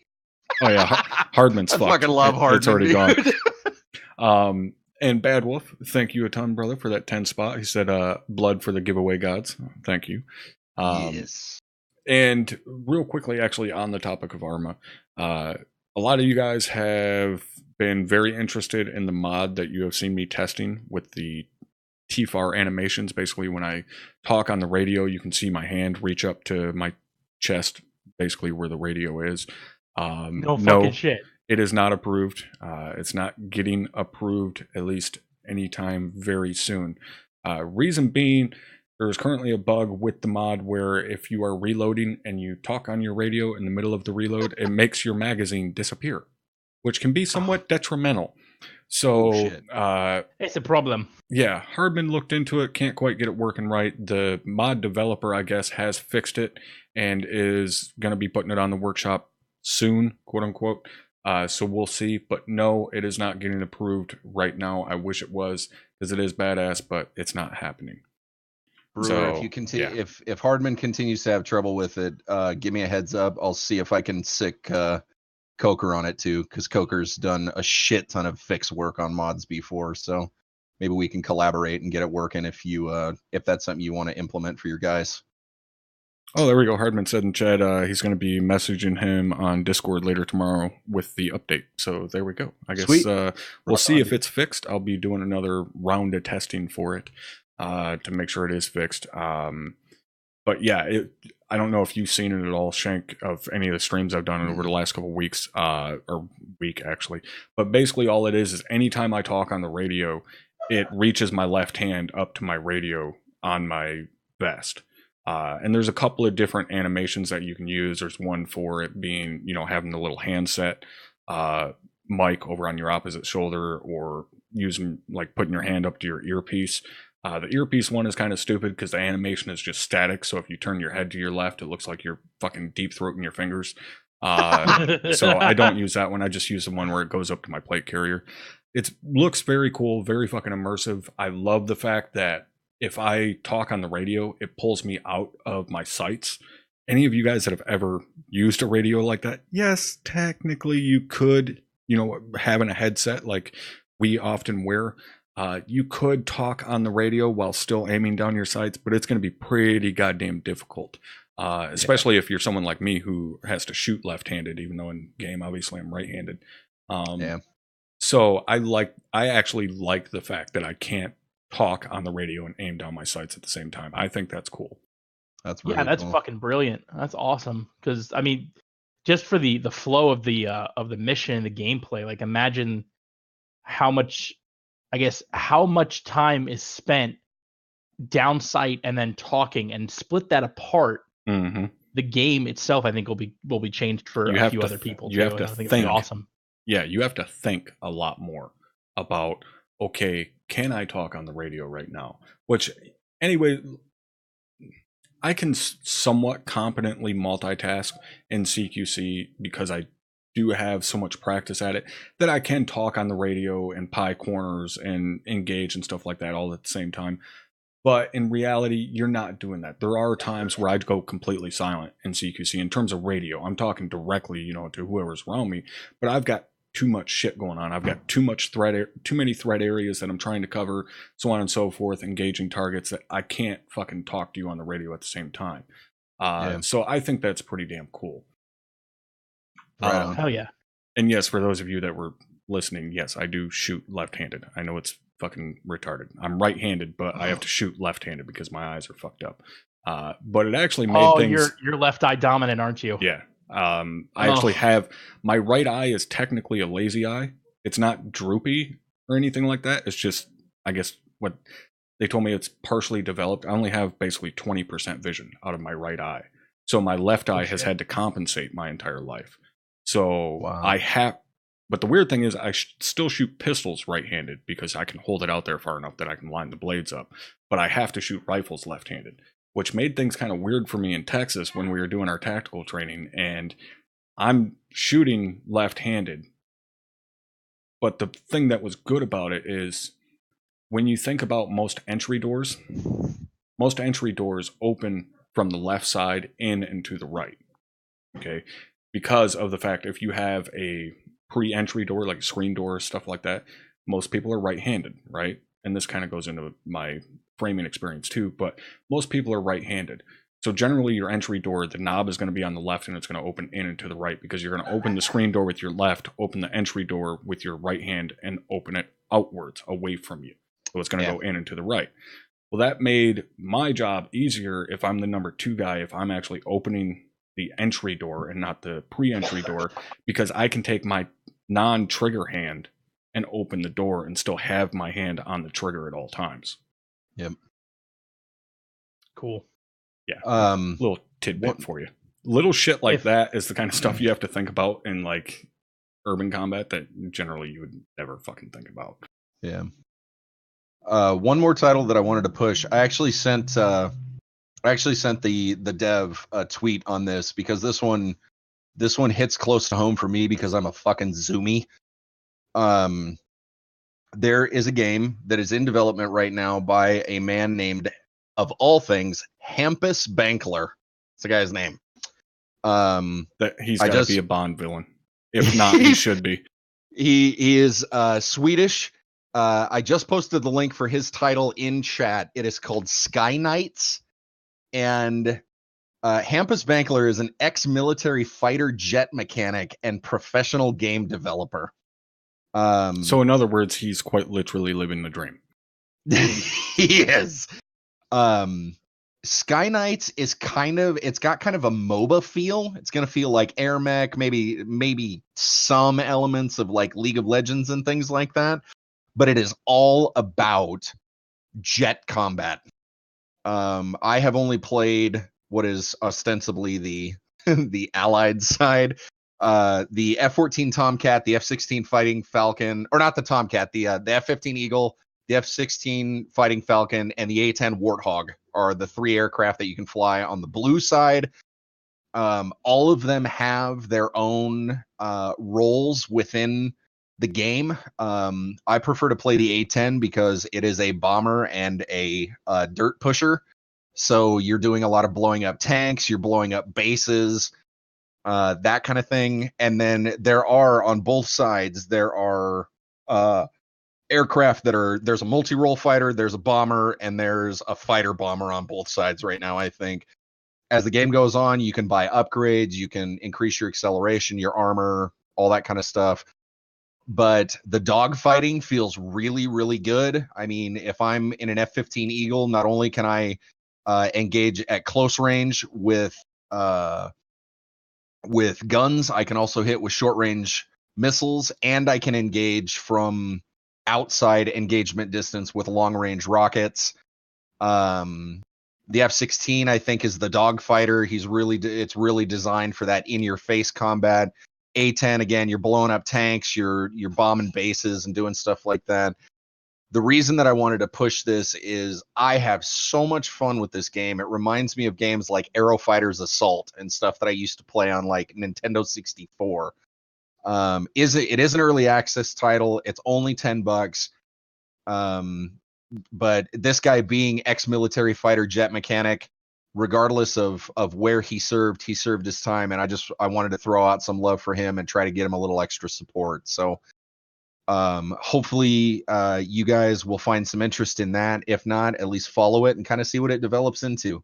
Community is already really happy with everything. They sing high praise for the dogfighting, the in-game mechanics and controls, how the different aircraft feel and that kind of thing. But that's really the one that I wanted to push hard today because I want to support this guy. He's done he did work on Bionic Commando. He's done work for those of you with cell phones, which I'm pretty sure there's nobody in here without a cell phone. He also worked on Angry Birds 2. I don't have a And cell phone. he is involved in the mythological horror or asymmetrical horror game Project White. If you haven't watched that trailer, you really need to go check that out because that looks really legit. But yeah, a couple other honorable mentions. Sunset Overdrive just came out. Sunset Overdrive was they originally an remastered Xbox that, right? One title. What's that? Said they remastered that, right? Sunset Overdrive? Yeah. They did. The PC version right now is single player only. It does not have the multiplayer, but it is only $20 on Steam. Still, that was a very, very fun game. Very original game. Fucking so funny.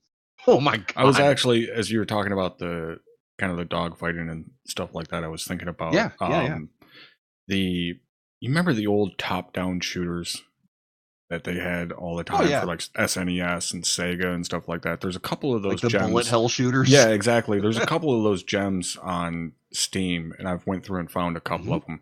I don't know the names off the top of my head, and I could probably find them for you, but fuck off. But I just thinking about like the dogfighting and stuff like that reminded me of those games and how much I loved those fucking games back in the day. Because that was one of the few video games my old man would play with me. Was those top-down style shooters. Yeah, I used to fucking love those things, man. Yeah, Sky Knights. It might be up your alley. It plays at a speed that feels good, but it's not absurd. It's not like a lot of these games now where you're, you hit the shift key and you're clear across the galaxy. I mean, the jets actually they feel heavy. They feel like you have to manage your throttle to be able to make sharp turns. You can't go into some high speed turn at max speed and expect to turn on a dime. That's actually one thing that a lot of at least a lot of people that follow my channel that don't know me personally probably don't realize is how much into planes and shit I am. The only reason that you guys don't see me playing DCS is purely because of the fact that I'm into cars more than I am airplanes, and I already have $1,000 worth of racing sim shit sitting here that I haven't used in months because of my arm. Speaking of which, soon, motherfucker. All right, soon. But I am hugely into airplanes. Anybody that's, especially any of my buddies that are Air Force, know I'll sit here and talk about fucking airplanes all goddamn day long. I was that nerd in fucking school that had literally cards with silhouettes of World War II airplanes on them. And I could tell you what the fucking plane was by the silhouette. When I originally went to go try and join the military, I was going Air Force because I wanted to be a pilot. Obviously, I couldn't do it. And then come to find out, tattoos, I couldn't fucking do it anyways because the military was like, yeah, fuck you and your tattoos. Now they're like, hey, we love you and your tattoos. Please come join us because all we get are fat, retarded people. Smooth, very smooth. Good times. Yeah. Good times. That's true, man. Their recruitment is way down, especially in like the soft community.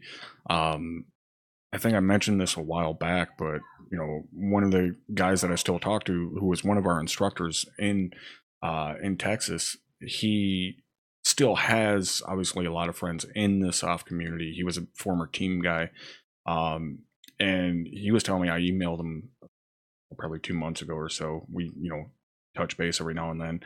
And he was like, yeah, our numbers are way fucking down because our recruitment pool is so goddamn small now because people just, they're fat. They can't pass the test. They can't pass the physical evals. They can't pass the mental, you know, the fucking, the actual mental testing and shit like that. He's like, scores aren't high enough to even get into the physical testing. So they're having kind of a rough go of it right now. Yeah. Jeez. Yeah.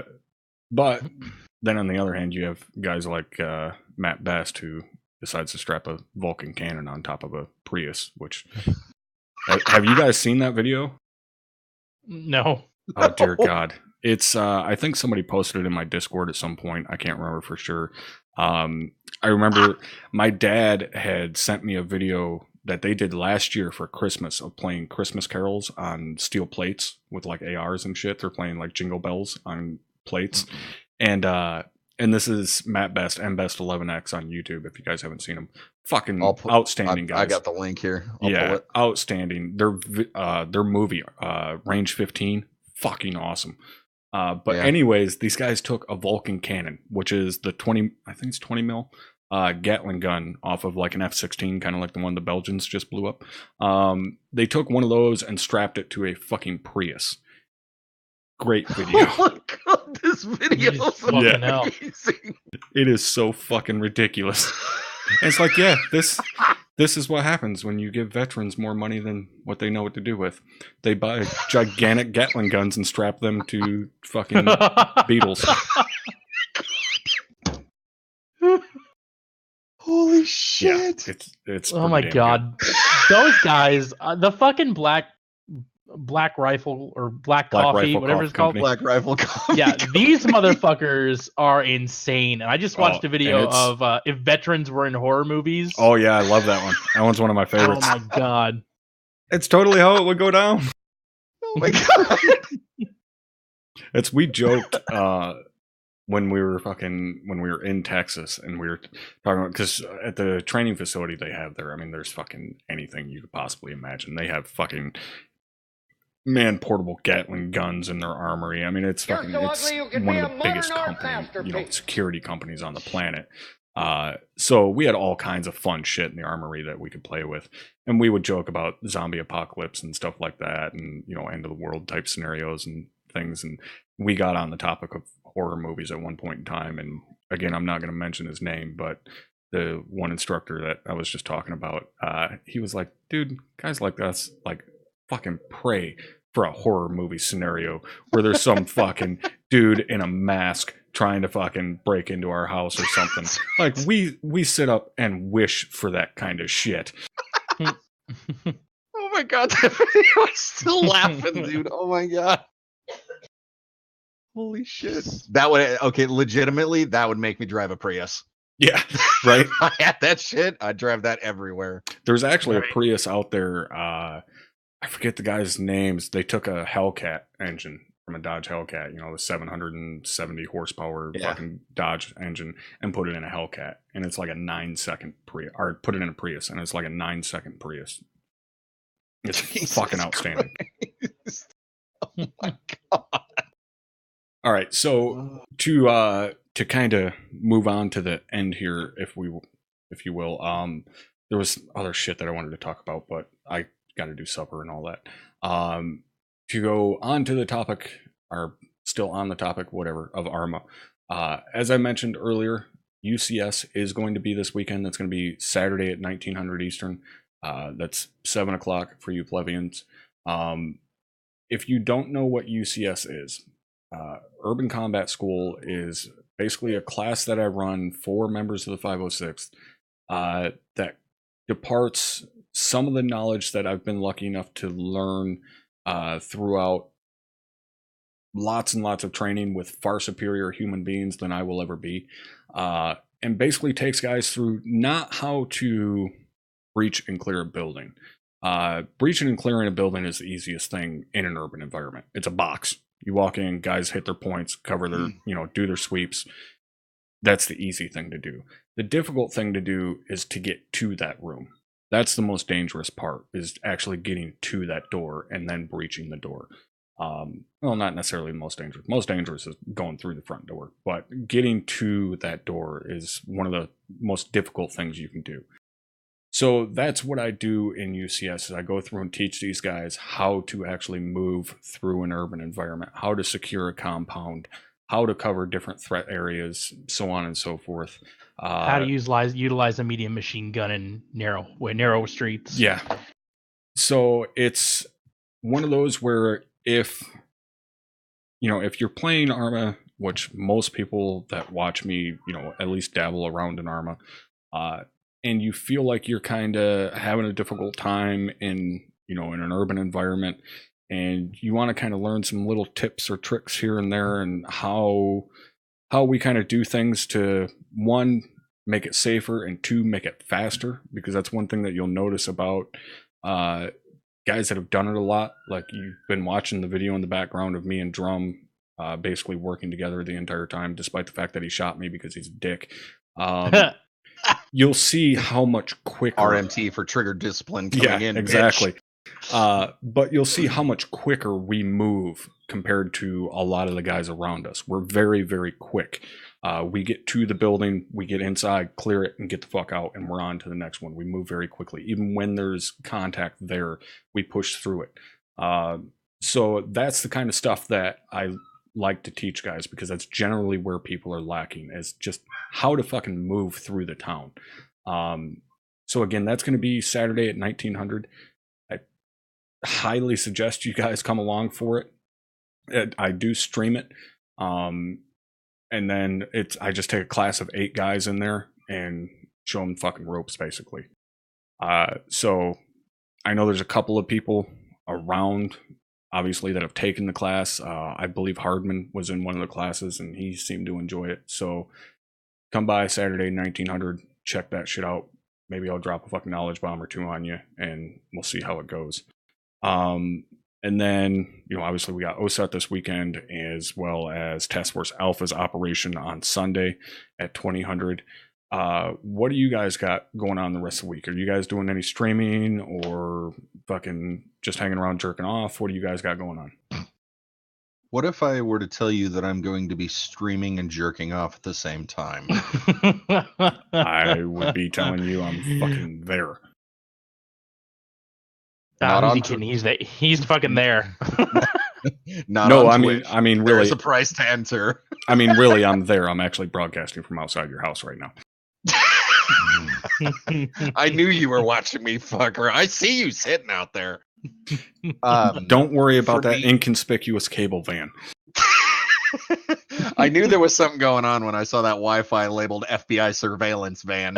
You fucking asshole. I don't have satellite. What the fuck? For me, I may be streaming this week. I just found out that I'm off the hook for the stuff I had going on tomorrow morning.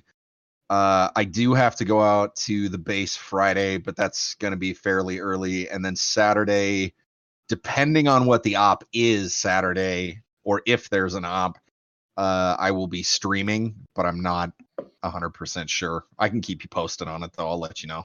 He's streaming. It's happening. I don't know. It's I don't happening. know. It's I gotta fucking find out happening. Well, no. I'm not saying I wouldn't do it. I have to find out what the captains have planned for this weekend, and once I know, then I'll either know if I'm streaming ArmA or if I'm streaming something else. But I don't necessarily have to. Why? What's on your mind? Oh, no, I was just curious for those guys that are out there that maybe want to see your beautiful fucking face. You know, want to know when you're streaming. They have an idea. Don't get them excited. I mean, facial hair. I'm pretty sure I pick my nose. Like, I'm pretty sure you got them excited with the fucking rant earlier, or at least I know you did me. So, room full of guys jerking it over. Yeah, fuck the publishers. If you guys want to know what I'm doing, follow me at ShankTheNoob on Twitter. I always post when I go live. He's also on Grindr. I'm not sure what that is. Yeah, just at ShankTheNoob on Twitter. That's where the information for my stream is. If you haven't already, please follow the Tin Man as well, because Tin streams are pretty fucking awesome. He knows some quality human beings as well. So, but yeah, if you want to keep up with my schedule, that's where you can find me. You can follow me on Twitch or in real life. I'm cool with stalkers. Just let me know ahead of time if you're gonna like actually try and make your way in the house so you don't get shot. I'm cool with it. You can watch if you're into voyeurism. I'm sure Sid won't mind. Just let me know ahead of time so I don't shoot your ass as you try and come in the room. But yeah, that's pretty much the only way you can follow me because I don't have Twitter or social media or any of that. I don't know. I've toyed around with the idea of doing Twitter, but I'm too fucking lazy to, on top of the fact, like I've talked about this before, like my general going-ons like throughout the day, like nobody fucking wants to hear that shit. Like, I gotta go to the store and grab smokes and diapers again. Fucking, I know, exhilarating story. You're welcome, guys.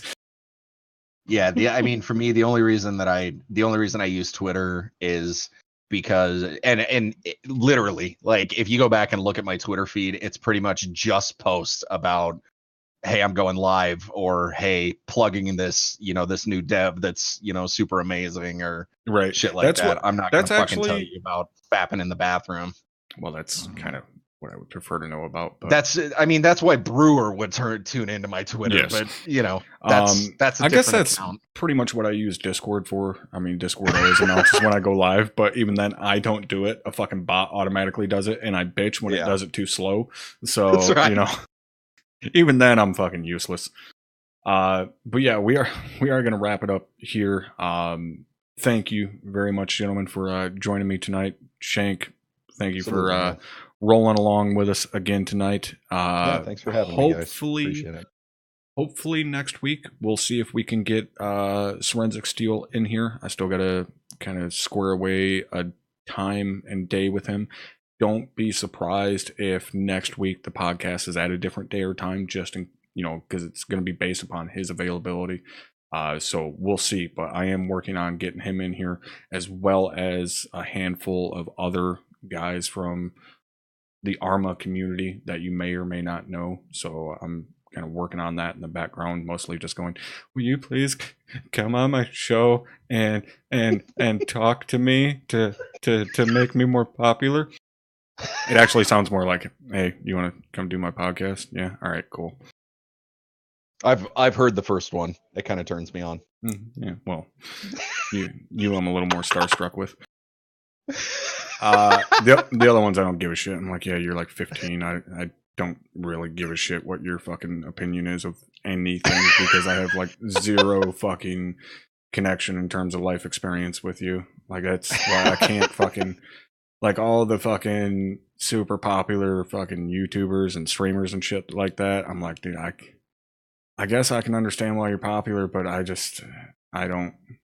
can't connect with it myself because I'm not 12. I don't get it. There's nothing in your life that shares with my experiences whatsoever. Like your biggest fucking your biggest concern is like, oh, your parents got divorced or something when you were a kid. Like, yeah, that's rough. I've been there. So Pucker you know up, who buttercup. It just gets harder from here. You know who I think you should invite to your stream? I don't know if we can say his name. But the guy that got all pissy on Twitter about people addressing people in the ArmA community by their ranks. Oh yeah, I don't give a shit. Actually, and I was wrong. Actually, the person that you brought up wasn't the one that did it. I was corrected later. Oh, really? On because, yeah, I was talking to somebody else about it. The guy apparently that did it. God damn it. Well, I would say his name if I could remember his fucking name now. Jesus Christ, I'm getting old. God damn it. I don't remember. We were talking about fucking Operator Drewski. But that was not him. God damn it, I can't remember his name. Motherfucker.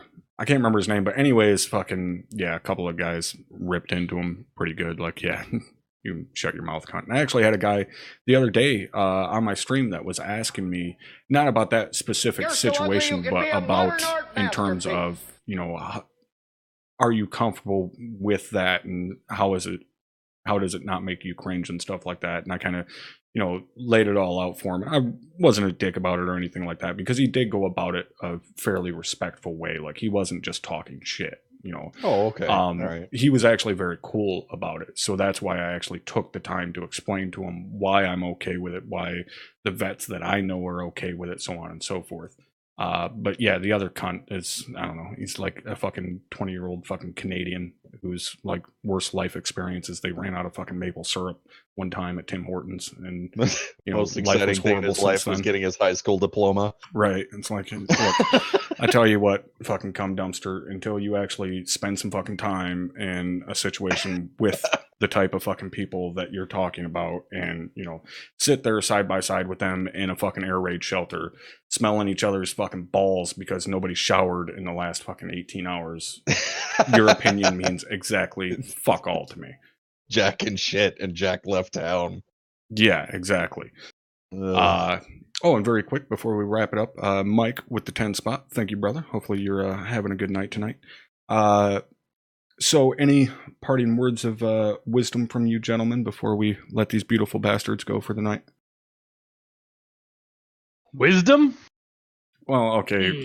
Breathe oxygen, use a condom, fap at least once in November, because fuck that no nut November shit. The fuck is No Nut November? Wait a minute. Okay, hold on. so we're not ending now. We're no longer we're chasing ending. a rabbit now, motherfuckers. Here we go. We've now gone in the direction of fucking RedTube. What the fuck are we talking about? We've heard of Mustache March, like guys grow mustaches in March, and when I was in the service, it was No Shave November. Right. And that's so what I know for me, it's been no. For me, it's been no shave since like August, but yeah. But now there is this new thing called No Nut November, and it's I got to look this up. No Nut November, know your meme. Sounds like something out of the Christian right. Right.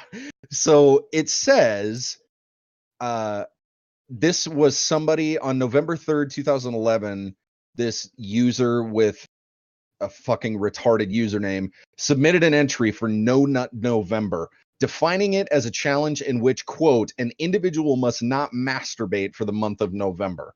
In November 2017, so you only can't masturbate. It doesn't mean you can't get a piece of ass. That's right. References to a No Nut November challenge began circulating in various circle jerk and meme communities online. I love the wordplay. I love the wordplay there. So that's some Mark Twainian fucking level fucking wordplay right there. You know what? I am on a personal crusade to squash this bullshit. Rub one out and don't fucking be afraid of it. Okay. I heard that shit and I'm like, I guess it's not I might as not shave, but I guess it's not fair game. Yeah, it's not as bad as I thought. I thought it was saying you straight up just couldn't fucking nut, and I was like, well, I'm never going to make it through that challenge. I like having an old lady, and yeah, she would leave me. So yeah, no shave November I've heard of. I've never fucking. I guess I've participated in it because I generally start fucking grown out my man for about August in preparation for winter. Oh, yeah. But yeah, I don't. That's a fucking new one. All right. So there you go. Masturbate at will, you fuckers. I know all you Yep. heathens do, anyways. Bastards. If you haven't done it in November yet, you better get on it because you only got a couple of days. Nobody's going to judge you, trust me. At least not in this community. I mean, I will if you want to, if you want like critiques on your form or, stroke or whatever, I can probably help you out. I'm a little older, a little bit more experienced. I am a little rusty, but hey, fucking, with time. Brewer's the only one who experience. wants pictures and videos. All right. Don't you sons of bitches send that to Tenor Eye. Oh, you can send it to Shank. It's all right. He, don't listen to what he says. I mean, he'll take it. It will circulate the internet though, yes. Just so you know. Oh, I mean, it's gonna with me anyways. I'm gonna post that shit everywhere I can. All right, so now that we've talked about masturbation and everything else under the sun, God, this fucking podcast is taking an interesting turn. What the fuck do you do to my podcast, Shank? The show has come full circle, Brewer. Just let it out. Oh, it's come, all right.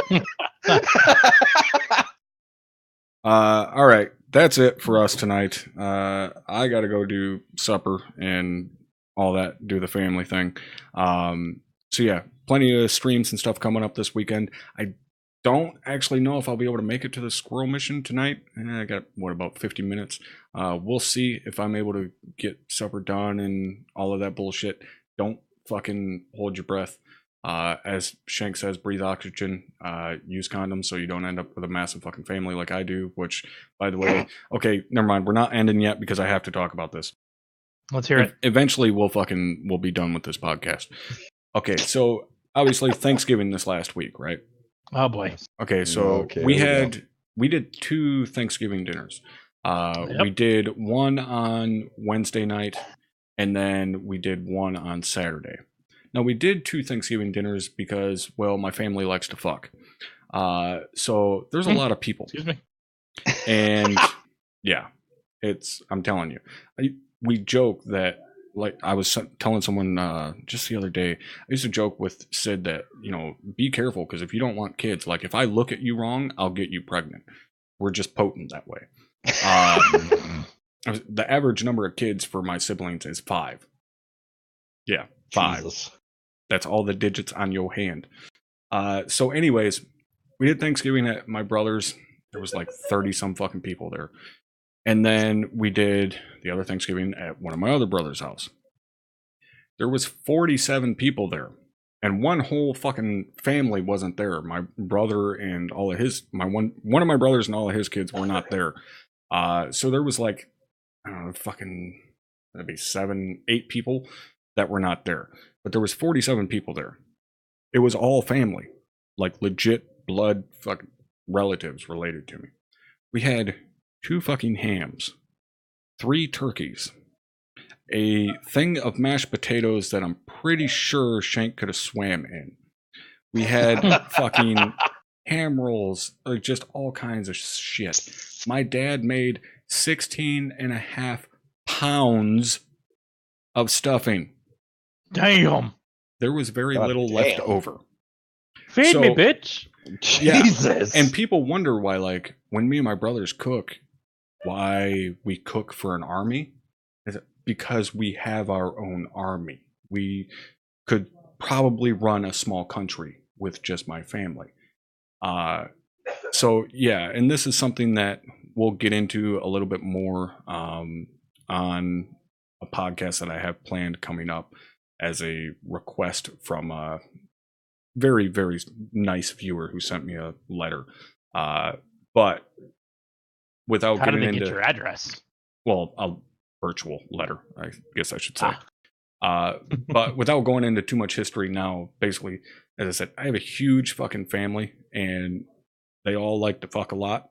And it is because of people like us that the stock of like Trojan and shit like that has gone down. Sorry about that. It happens. It's also people like us that cause the prices of diapers to go fucking sky high because we buy so goddamn many. Oh, dude, I shit you not. There was like 15 fucking toddlers running around that motherfucking house. Like, Good God. yeah, there was more diapers there than the fucking shelves of Walmart, for fuck's sakes. Jesus. Yeah. All right, so now we can end it. Now that you know I had a good Thanksgiving and stuffed my face hole with more food than should be humanly possible. So Yeah. that's Now gonna I'm wrap hungry. it up. Yeah, you're welcome. That's going to wrap it up for tonight. Again, thank all of you for joining in on this. Hopefully you guys at least somewhat enjoyed. If you didn't, fuck off. I don't care anyways. And yeah, I will see you beautiful bastards later.